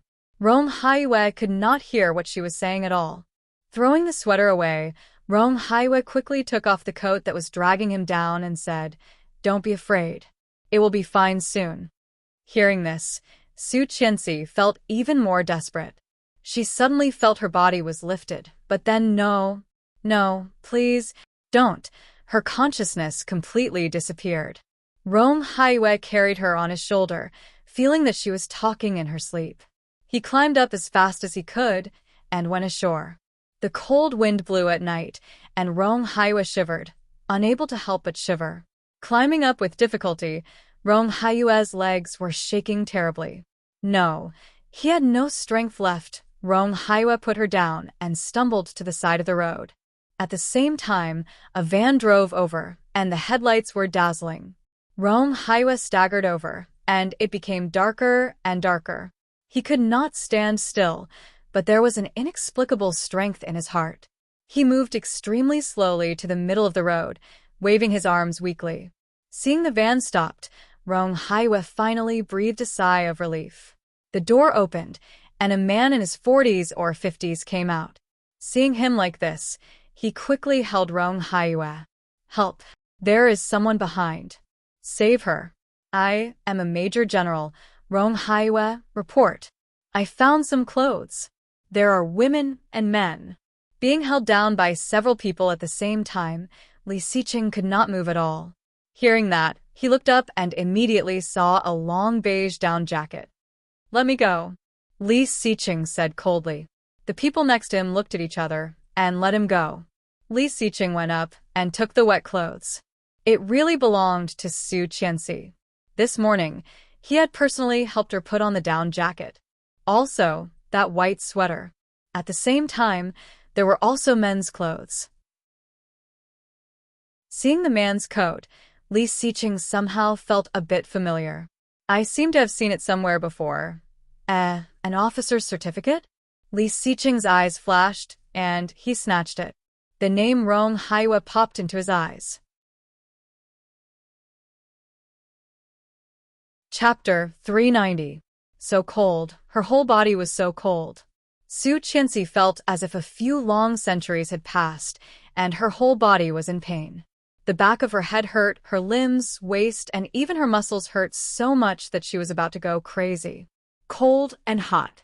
It was so uncomfortable that Su Qianxi could not help whimpering and moaning. Vaguely, she felt as if someone had pasted something cold on her forehead, and she fell asleep again in a daze.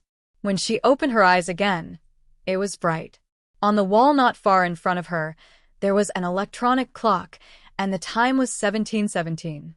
Someone was watching TV in the next bed, and the nurse was giving the person on the left in 4. Seeing Su Qianxi woke up, she reached out and touched her forehead. "Still a fever, but you'll be fine after you wake up." Su Qianxi was a bit dazed. She moved her body and felt pain all over. He let out a low moan and felt his entire body heating up. "Do you want some water?" The nurse poured her a cup of hot water, walked over, helped her up, and fed her. "How do you feel?" Su Qianxi's head was terribly dizzy. When she raised her hand, her muscles were in pain. "It hurts. You have a fever of 39.8 degrees. Of course it hurts." The nurse put her down and said, "Fortunately, your brain is not damaged. The person who came in with you was not so lucky. He is still in the intensive care unit." "You came in with me? Who? You don't know?" The nurse changed her medicine and said, "Yesterday, a kind-hearted uncle sent you here. I thought that person was your father or some relative. He looked to be in his 40s. He was shot and lost a lot of blood. He even dragged you out of the water. Otherwise, you would have been dead." Su Qianxi immediately thought of that person and whispered, "Rong Haiyue. Oh yes, that's the name. I have called his wife to come over. The nurse changed the water. I will get the medicine for you. Thank you. Su Qianxi's voice was as low as a mosquito. His body felt as if it was being pulled, accompanied by waves of heat waves that assaulted him.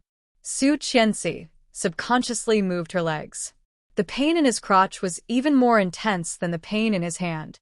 With unspeakable fear and despair in her heart, she struggled to turn over, biting her fist, and burst into tears. She was raped by that monkey with AIDS ever since she was a child. She rarely got sick. She had never had such a high fever before. Was she also infected with HIV? What should she do? Was she about to die? But she was only 21 years old. She didn't want to die. She still wanted to give birth to Mr. Li's child. She still wanted to celebrate Grandpa's birthday. She still wanted to live a little longer. The more she thought about it, the more she couldn't stop her tears. Curling up, her shoulders trembled. This was an incurable disease. No medicine could cure him, and he would die a horrible death. In the face of sudden death, Su Qianxi was caught off guard and lost her mind. What would she do? What would she do? Su Qianxi bit her fist and sobbed, not daring to cry out loud. When the nurse came back, she was shocked to see her crying like that. What's wrong? Is it very uncomfortable? Here, take the medicine. Su Qianxi shook her head and was quickly helped up. The nurse poured her some hot water. Su Qianxi held a dozen pills of different colors and found it difficult to swallow. Chapter 391. Retching a few times, she spat out some stomach acid and nothing else. Since noon yesterday, she had only drunk a glass of water. She was so dizzy that not long after she lay down, she fell asleep again. When she woke up again, it was already past 8 p.m. Su Qianxi felt that her hand was held and moved, waking up the man who had fallen asleep. He reached over and touched her forehead, and then himself, frowning. Looking at him, she was a bit dazed. At this moment, Li Xiqing had 2 dark circles under his eyes, and even his chin was a little blue. His hair was messy, and he had changed his clothes, but he still looked a little dispirited. There was a piece of gauze on his head, just above his left eyebrow. However, as soon as she realized it was him, she pursed her lips, and tears of grievance immediately fell. He was scared and asked softly, "Are you feeling bad? What's wrong?" She burst into tears and grabbed his hand. It hurts all over." Li Xiqing frowned and reached out to wipe away her tears. However, she suddenly shrank back and yelled, "Don't touch me. HIV could be transmitted through fluids." Su Qianxi still knew this common sense. However, after avoiding his hand, she felt even more wronged and burst into tears. Biting her lower lip, she sobbed. He paused and looked at her. "What's wrong?" His deep and cold eyes were filled with worry. She finally couldn't hold it in anymore and burst into tears. Grabbing his hand, she said, "Mr. Li, I've been raped, I've got AIDS, I'm probably going to die. I might not be able to be with you anymore, not ever again in the future." However, when the words were on the tip of her tongue, she could not say it. Holding his hand, she cried like a child abandoned by her parents, desperate and sad. He helped her up, held her in his arms, and gently patted her back. She wiped her tears away with her sleeves, not letting them fall on him, and gently leaned over. Grabbing his neckline, she smelled him greedily, but her heart was even more sour and painful. "It's okay. That old woman has been arrested for intentional homicide. I will ask Sheng Ximing to help me with the case. I will definitely get a heavy sentence." Sheng Ximing was the most famous mouth in Kingstown. With him, even if Mrs. Tang had 3 heads and 6 arms, she would be sentenced to at least 10 or 20 years. "How did you find me?" Su Qianxi asked in between sobs. "I found you." Touching her head, his deep voice was soft and gentle. "Eat something. Grandpa just brought you porridge. He was going to stay with you, but I drove him away." She chuckled and patted him. "You are so naughty. If Grandpa knew you said that, he would definitely beat you up." He held her hand and tightened his arms around her. Mrs. Li, yes. I thought I would never see you again. Li Xiqing's voice trembled, and his arms tightened. Fortunately, you are fine. Fortunately. Chapter 392. Okay. He took 2 pillows and put them behind Su Qianxi to make her more comfortable. Then he went to get her some porridge. Su Qianxi hugged the quilt, and her eyes couldn't help but be filled with tears. Looking at him, she felt her heart wrench. Li Xiqing had never been so nice to anyone before. Even his grandpa had never been treated like this. He loved her. However, she couldn't afford it. Li Xiqing. Su Qianxi bit the quilt and whispered. He did not look back and responded, yes? His voice rose, and there was the joy of surviving a disaster in his deep voice. Su Qianxi heard his joy and hugged the quilt even tighter, calling again, Li Xiqing? Yes. He looked back at her and found that she was already in tears, looking at him. Walking over with a hot porridge, he gently put it on the table and said gently, it's okay. Don't cry. Then he reached out to wipe away her tears like before. Su Qianxi dodged and buried her head in the quilt. Her tears fell into the quilt. He thought she was scared after the event. But no, she was not afraid of that, not. Good girl. Eat some porridge. He reached out and gently lifted her face, scooped up a mouthful of porridge, and put it to her mouth. Su Qianxi opened her mouth and drank it gently. Her fever had just subsided a bit, but she did not have a good appetite. It took her more than 10 minutes to finish the bowl of porridge. Li Xiqing was not impatient at all. He gave her another bowl and forced her to eat it. She forced herself to eat the second bowl, but in the end, she really couldn't eat anymore, so he gave up and put it aside. I need to go to the bathroom. Okay. He picked up the down jacket he had brought for her and put it on for her. Then he lifted the quilt and carried her to the bathroom. This was a single VIP room with its own bathroom. After draining the water out of her body in the bathroom, she opened the door, and he picked her up and walked back. I haven't washed my hands yet. Don't get wet. There are wet towels. He carried her back, took out a pack of wet towels, and gave her one. Su Qianxi blushed and slowly wiped her hands. Dirty guy. Now you are the dirty one. Li Xiqing arched an eyebrow and didn't know whether to laugh or cry. How can you say that about me? She threw the tissue into the trash can under the bed and looked at his forehead. What happened to your head? I accidentally bumped into it. He reached out to help her take off her down jacket. Lie down a little longer. Su Qianxi knew that he was trying to change the subject, so she pushed him and questioned, can you pretend to be like this if you're not careful? I'm unlucky. I'm bleeding, so I can only wrap it up. His voice was calm, but there was a hint of helplessness in it. Okay, I'll just have to believe it. However, she still refused to take off her coat and said, Rong Haiyue saved me. Yes, I know. Where is he now? He was shot. I heard he lost a lot of blood and is in the intensive care unit. Yes, I went to see him. He's better than you. Chapter 393. After the wound was treated and the blood transfusion was done, there was no big problem. I want to see him. Take me there. It's not convenient. What's not convenient? Su Qianxi asked, and then thought of something. She pouted and said, What? He is old enough to be my father.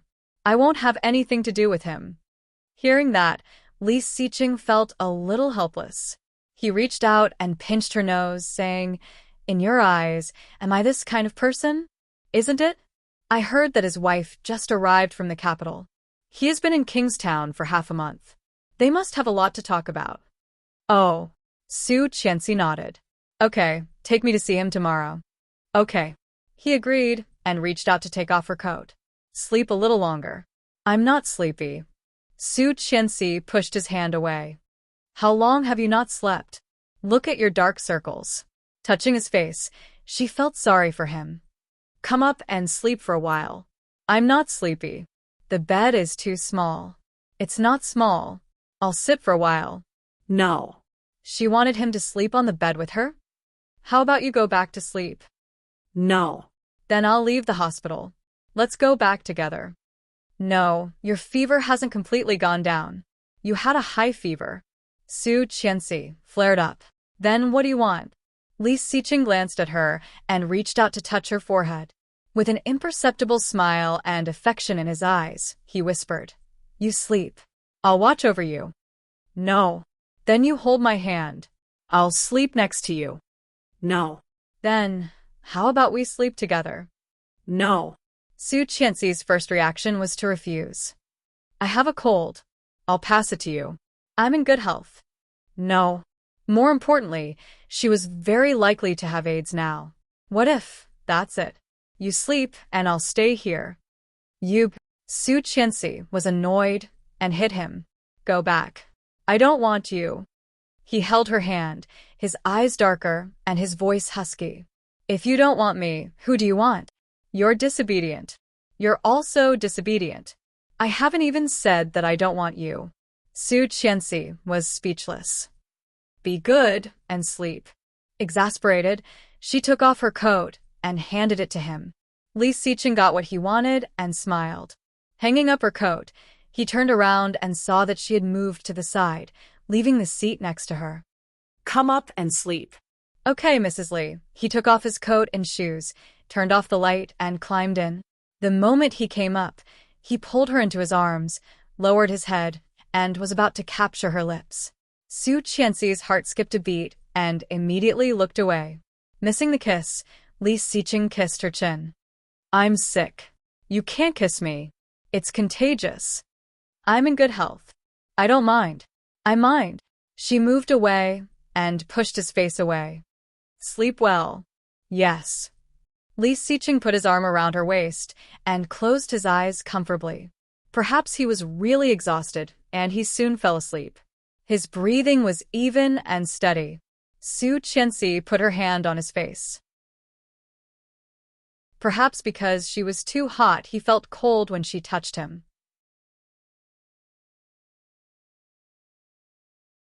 Chapter 394. After a long time, Su Qianxi gently removed his arm and got out of bed. The person in her arms was empty, and he did not wake up. He was sleeping soundly. Su Qianxi's heart ached even more. He must not have slept last night. Finding that she was missing, he must have been worried. However, this could not be the case. She could not stay with him all the time, putting on her shoes and coat. Su Qianxi quietly opened the door of the ward and walked out. She was still worried. After all, Rong Haiyue had saved her life.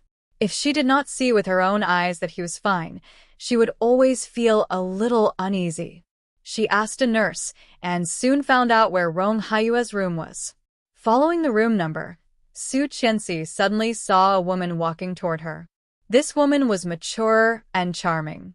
She was wearing a long light green cheongsam and a dark green coat made of raccoon fur.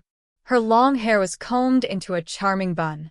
Her face was delicate and just right makeup, and her posture was straight and slender. She was a very special woman, and also a very charming woman. However, what caught Su Qianxi's attention was not her extraordinary temperament, but her face. She had seen that face before, and not just once. Rong Xian. That was Song Yifun's good days, the love of Sheng Ximing's heart. Su Qianxi's impression of her only stopped at the old photo in Song Yifun's wallet, which was a vibrant girl with a flowery smile. She never thought that one day she would actually see the real person. When seeing Su Qianxi, the woman was obviously also dazed and recognized who she was at a glance. Rong Xian's expression was a bit indifferent. She nodded slightly at Su Qianxi, but it was just a polite greeting. In a flash, she walked around Su Qianxi in high heels. At the moment when she passed by her, Su Qianxi's heart was instantly set off a storm. Rong Xian. It was not a question, but a confirmation. Rong Xian stopped and looked over. Su Qianxi thought that she would ask, how do you know my name? Or, do you know me? At the very least, he would ask, who are you? However, to Su Qianxi's surprise, Rong Xian just glanced at her coldly. Her voice was cold and distant, without any warmth. She said, "Don't call me by that name. It's disgusting." After saying that, he turned around and left. Su Qianxi was dazed and looked at her back incredulously, watching her disappear at the corner of the corridor. Indifference. It was not the coldness of Li Xiqing, but an inexplicable malice. That kind of malice was like a sharp knife, cutting away the extravagant hope she had for her so-called mother. She was her mother. There was no doubt about it just by looking at his face. But why would she have evil intentions towards him? It was not until 10 seconds after Rong Xian left that Su Qianxi suddenly realized what she had done. She should have asked Su Qianxi why she abandoned Song Yifan, why she left alone, why she abandoned her daughter, why she married Li Xiqing, and why she became the illegitimate daughter of the Su family. Su Qianxi had a million questions in her heart, but because of that sentence, she forgot everything. Su Qianxi struggled to catch up, looking for Rong Xian in the crowd. Chapter 395. After searching for a while, Su Qianxi went back the way she came. She walked to Rong Haiyue's ward and knocked on the door. There was a quick response. "Come in." It was Rong Haiyue's voice. Su Qianxi walked in, and Rong Haiyue's eyes lit up. However, when he saw her, there was a trace of imperceptible disappointment in his eyes. He smiled and said, "It's you." It was this girl. He had almost mistaken her for someone else just now. Su Qianxi nodded and said sincerely, "Thank you for last night." "You're welcome. If it were someone else, I would have saved them as well. So it was not because you looked like her." Rong Haiyue said that to himself, but when he saw that face, his heart still ached. Su Qianxi walked over and glanced at his arm, which was obviously wrapped in gauze. She bowed deeply. "I'm sorry that you got hurt." Rong Haiyue quickly helped her up and said, "I said, if it were someone else, I would have saved them as well. In a situation like last night, I don't think anyone would sit back and do nothing. What's more, I am a soldier." I know. "It's good that you know. Soldiers are the embodiment of justice. As a soldier, if I did not even help when something like that happened, wouldn't it be too useless and a waste of my identity as a soldier?" Rong Haiyue pretended to be proud, but after he said that, he suddenly realized that he had unconsciously used the way he usually coaxed his daughter. Su Qianxi wanted to laugh, but she couldn't help tearing up. Thank you so much. You child." He chuckled, but his fists hidden under the quilt were slightly clenched. She was so similar, exactly like Rong Xian when she was young. Frank, pure, kind, and upright. What a good child, but why was she Song Yifan's daughter? Rong Haiyue was a bit disappointed. Looking at her, he pretended to ask casually, "Did your father come to see you?" "He is in London. My husband probably did not tell him about it." "Business trip?" "Performance." Oh, "That's good. Mr. Song is a very good musician. Our neighbor's child especially admires him." Su Qianxi smiled, her eyes sparkling as she nodded. "I also admire him very much. My father is the best." yes. Rong Haiyue lowered his eyes to hide his loneliness. "Mr. Rong, is it convenient for you to give me your contact information?" Rong Haiyue was a little surprised, but he quickly agreed and turned to the table to flip through the paper. But there was no such thing. Rong Haiyue was a little embarrassed and said, "You should tell me your number. I will call you." She told him Li Xiqing's number and quickly added, "This is my husband's number. I don't know where my cell phone is." I will get a new card later." "All right, can you tell me yours too?" She then told him her number and looked at the time in the ward. It was almost 10 p.m. "It's too late. I'll go back now. Good night, Mr. Rong." "Good night. Rest early." She nodded gratefully and quickly walked out, closing the door behind her. Back in the ward, Li Xiqing sat on the edge of the bed with his phone in his hand, looking sleepy. Chapter 396. Okay. She walked in, took off her coat, and climbed into bed to put her arms around his neck. "How come you're awake?" He turned around and hugged her, whispering, What did you say? I thanked him, apologized, left my phone number, and came back. Okay. Touching her forehead, he glanced at the time. Are you hungry? Do you want something to eat? No. I don't have an appetite. Then take the medicine.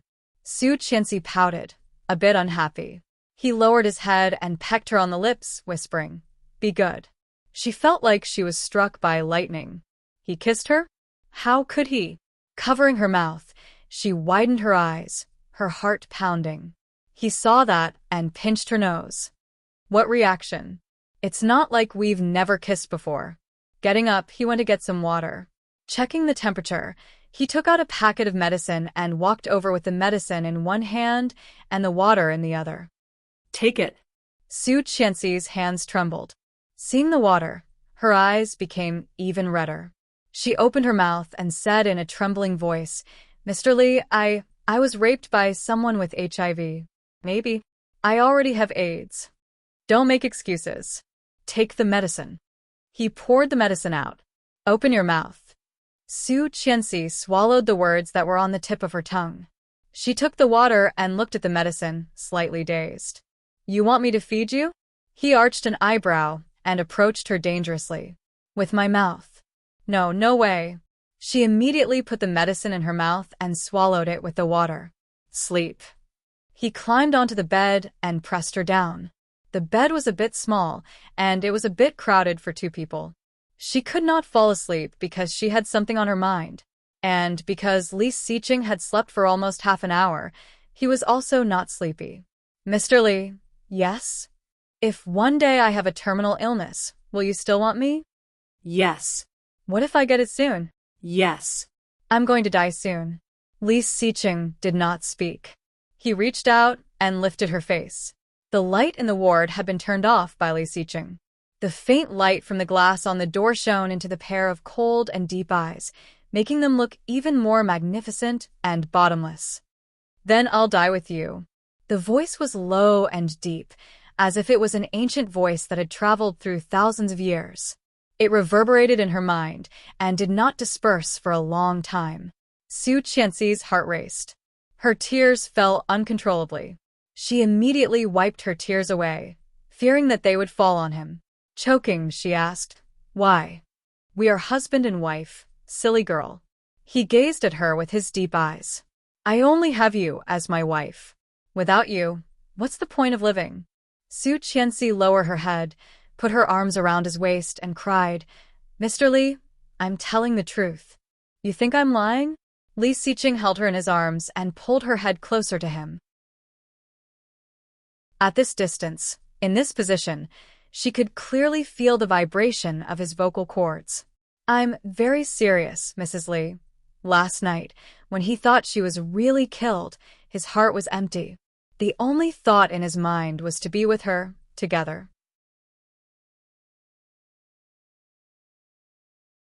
Chapter 397. Fortunately, he did not jump. Fortunately, she was fine. Su Qianxi leaned in his arms and said in a muffled voice, You can marry again. If I die, will you marry again? Su Qianxi was dazed. Would he? Would he? No. If he really went ahead of her, she would not hesitate to die with him. Her heart skipped a beat, and she tightened her grip on him. She loved him for 2 lifetimes. However, he never said that he loved her. It turned out that he had such feelings for her. Did he have such deep feelings for her? Su Qianxi hugged him, tears streaming down her face. She sniffed and deliberately said, Of course, you are dead. Why should I stay with you? It's disgusting to stay with a dead body. When she said this, her heart felt like it had been stung by thousands of bees, and the pain was beyond recognition. So when she died, go and marry another one. Don't be with her. Don't stay with her. It's not worth it. But Li Xiqing's hand was clenched tightly, almost embedding her into his bones. He whispered, I don't believe it. You won't. I will. You won't. Although his voice was soft, it was extremely firm. Su Qianxi did not speak, grabbed his collar, and stared at the chest in front of her in the dark. Although she could not see anything. After a long while, she said in a low voice, Nothing is more important than yourself. There is.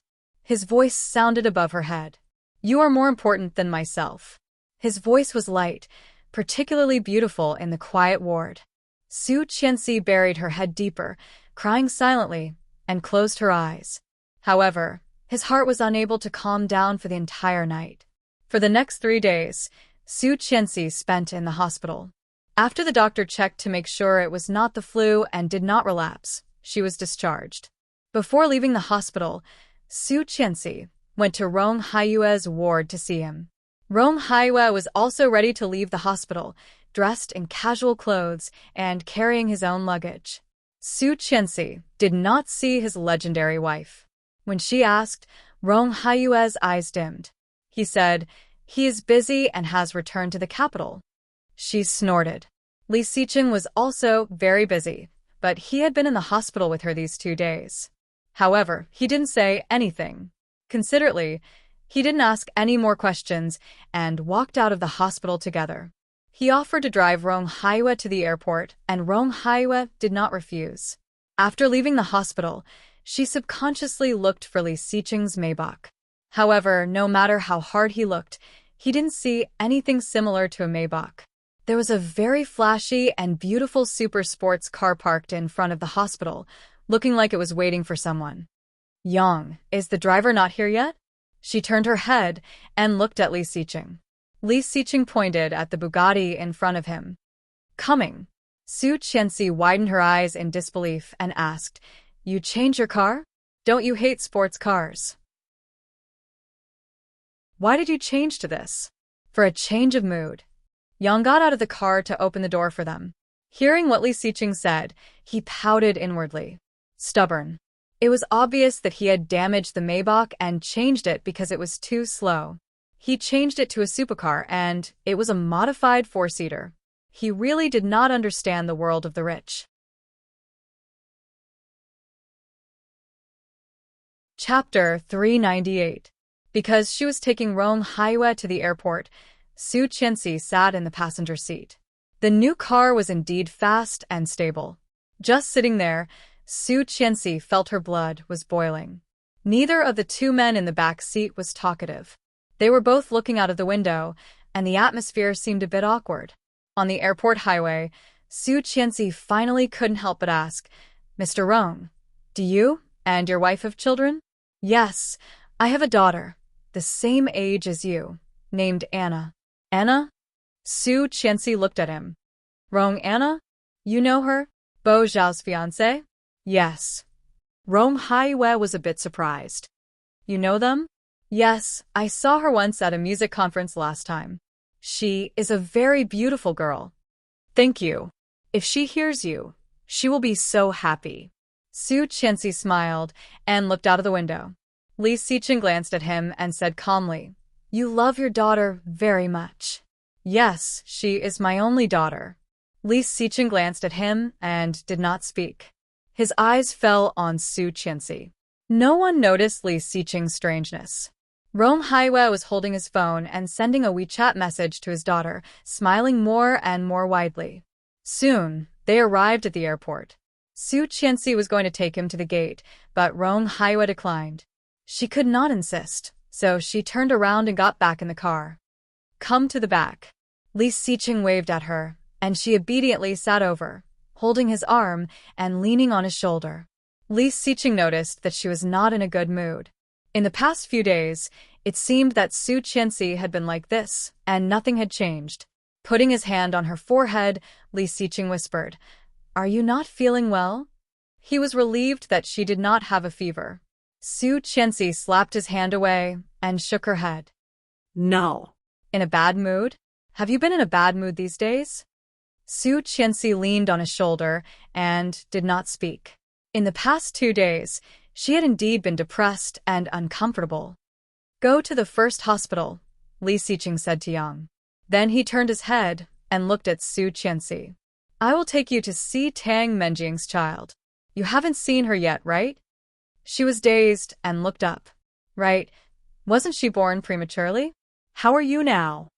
He chuckled and poked her forehead. "I thought you were in a bad mood because of this." It turns out that you have long forgotten about it. Taking out his phone, he opened Weibo and handed it to her. See for yourself. Su Qianxi took the phone and looked at it. Why did you change your phone? Didn't you just buy that one? It's broken. Oh. Su Qianxi did not care and refreshed her Weibo. The first trending topic was that the Tang family had gone bankrupt. Mrs. Tang was imprisoned for attempted murder, and Tang Zhenghao was overwhelmed with donations and absconded. Scrolling down, it was Tang Menjing's message. Breaking news! Tang family's eldest daughter's Australian affair video exposed. It's over.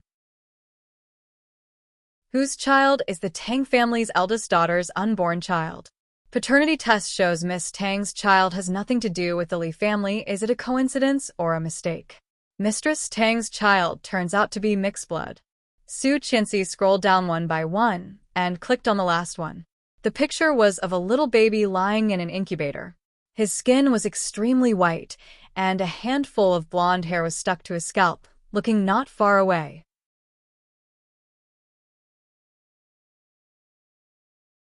Chapter 399.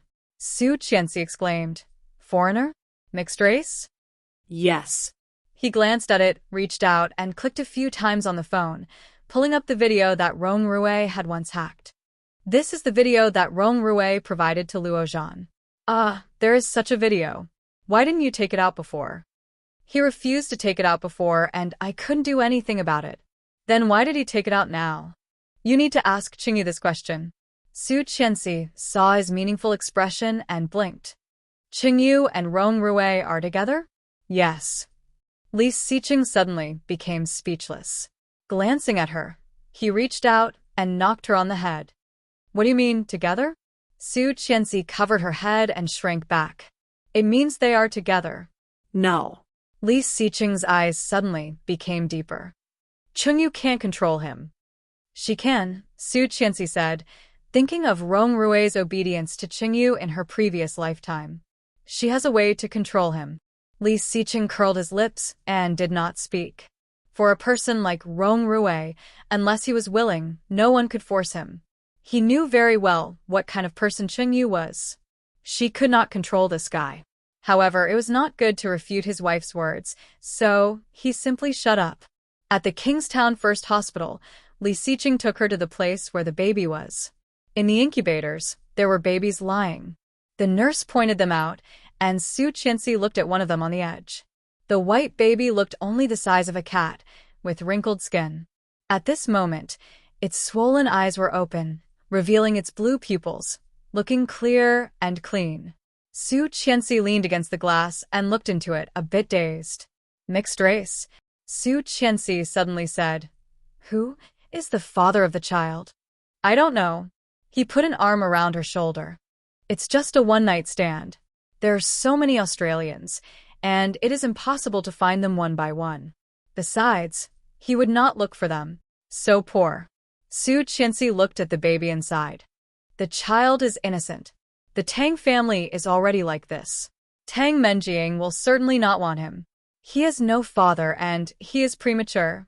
Yes, I've checked. This child's lungs aren't very good, and there's also a problem with his breathing tube. Li Xiqing looked at her. I will give him the best treatment. When he is well, he will be sent to the welfare home. Send them to the orphanage? Su Qianxi looked up and found it hard to believe. Such a small child is going to be sent to an orphanage? Yes, this will increase the chances of him being adopted. Li Xiqing looked at her, his eyes darkening. Do you want to raise him yourself? She was speechless. Facing his dark eyes, her voice became smaller and smaller. No. She could not even take care of herself. Why should Li Xiqing take care of this child?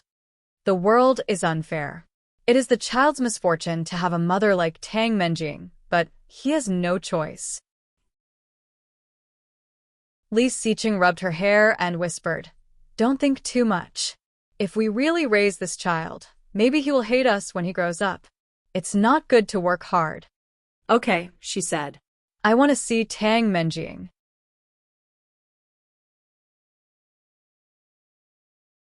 Chapter 400. Li Xiqing took Su Qianxi to Tang Menjing's ward. Tang Menjing was getting in 4-drip, lying on the bed, staring at the ceiling blankly. Seeming to have sensed someone coming in, Tang Menjing's hollow eyes lit up a little, but they were also unfocused. Looking sideways, Tang Menjing saw the two of them, and her hollow eyes burst with undisguised hatred. Tang Menjing suddenly got up, pulled out the needle, and pounced at Su Qianxi. "Ah, you bitch." The sharp voice penetrated outside. Su Qianxi was startled and subconsciously stepped back. Li Xiqing pulled Su Qianxi away and looked at Tang Menjing coldly. He reached out to stop her from hitting him and immediately pushed her away, showing no mercy at all. Tang Menjing covered her stomach and got up from the ground, looking at Li Xiqing with hatred. Li Xiqing, ha ha ha ha, you are finally here." Then she pounced at him, her voice hoarse with hysterical hatred. "Didn't you say you didn't dare? Didn't you dare?" Li Xiqing was quick to react and carried her out. He reached out and closed the door of the ward, holding it firmly and not loosening his grip. Ah. "Open the door, Li Xiqing, you coward, bastard." Tang Menjing pulled the door handle hard, but no matter how hard she tried, the door would not budge. She stopped pulling and leaned against a glass door, staring at Li Xiqing and roaring, "Come on, kill me. Li Xiqing, you coward, coward." Li Xiqing's eyes were wide open, and he was about to explode. As she roared, she kept slapping the frosted glass door with her hands, leaving bloody handprints on it. Su Qianxi was scared, curled up in Li Xiqing's arms, looking at the door in shock. There were bloody handprints on the glass door one after another. Frightened, Su Qianxi buried her head in Li Xiqing's arms, grabbed his clothes, and said, "Call the doctor, call the doctor." Tang Menjing had a cesarean section. Under the violent movement, the wound split open and bled, and the situation was not optimistic. Su Qianxi watched her being sedated and pushed into the operating room, a bit dazed. "Let's go home." He took her in his arms. Scared, she came back to herself, gently shook her head, and looked up at him. "Let's go home." "Yes." After leaving the hospital and getting into the car, Li Xiqing received a call from the old house. "Yes, I've been discharged." "All right. Tomorrow. She's not feeling well now." "Okay." He hung up the phone and said, "Grandpa asked you to go to the old house, but I refused." Okay. She was really not in the mood now. Leaning in his arms, she did not move. When she got home, Nanny Rong had already made dinner. She had specially made appetizers and porridge for Su Qianxi. Su Qianxi ate some and soon fell asleep. Lying in bed, she did not know how long she had slept. When she woke up, it was already midnight. Li Xiqing was not there. She checked the time, and it was past 11 p.m. Barefoot, she opened the door and walked out. She immediately saw Li Xiqing in pajamas, standing next to the railing, talking on the phone. Seeing her coming out, Li Xiqing immediately looked at her feet. Frowning, he pointed at her feet unhappily.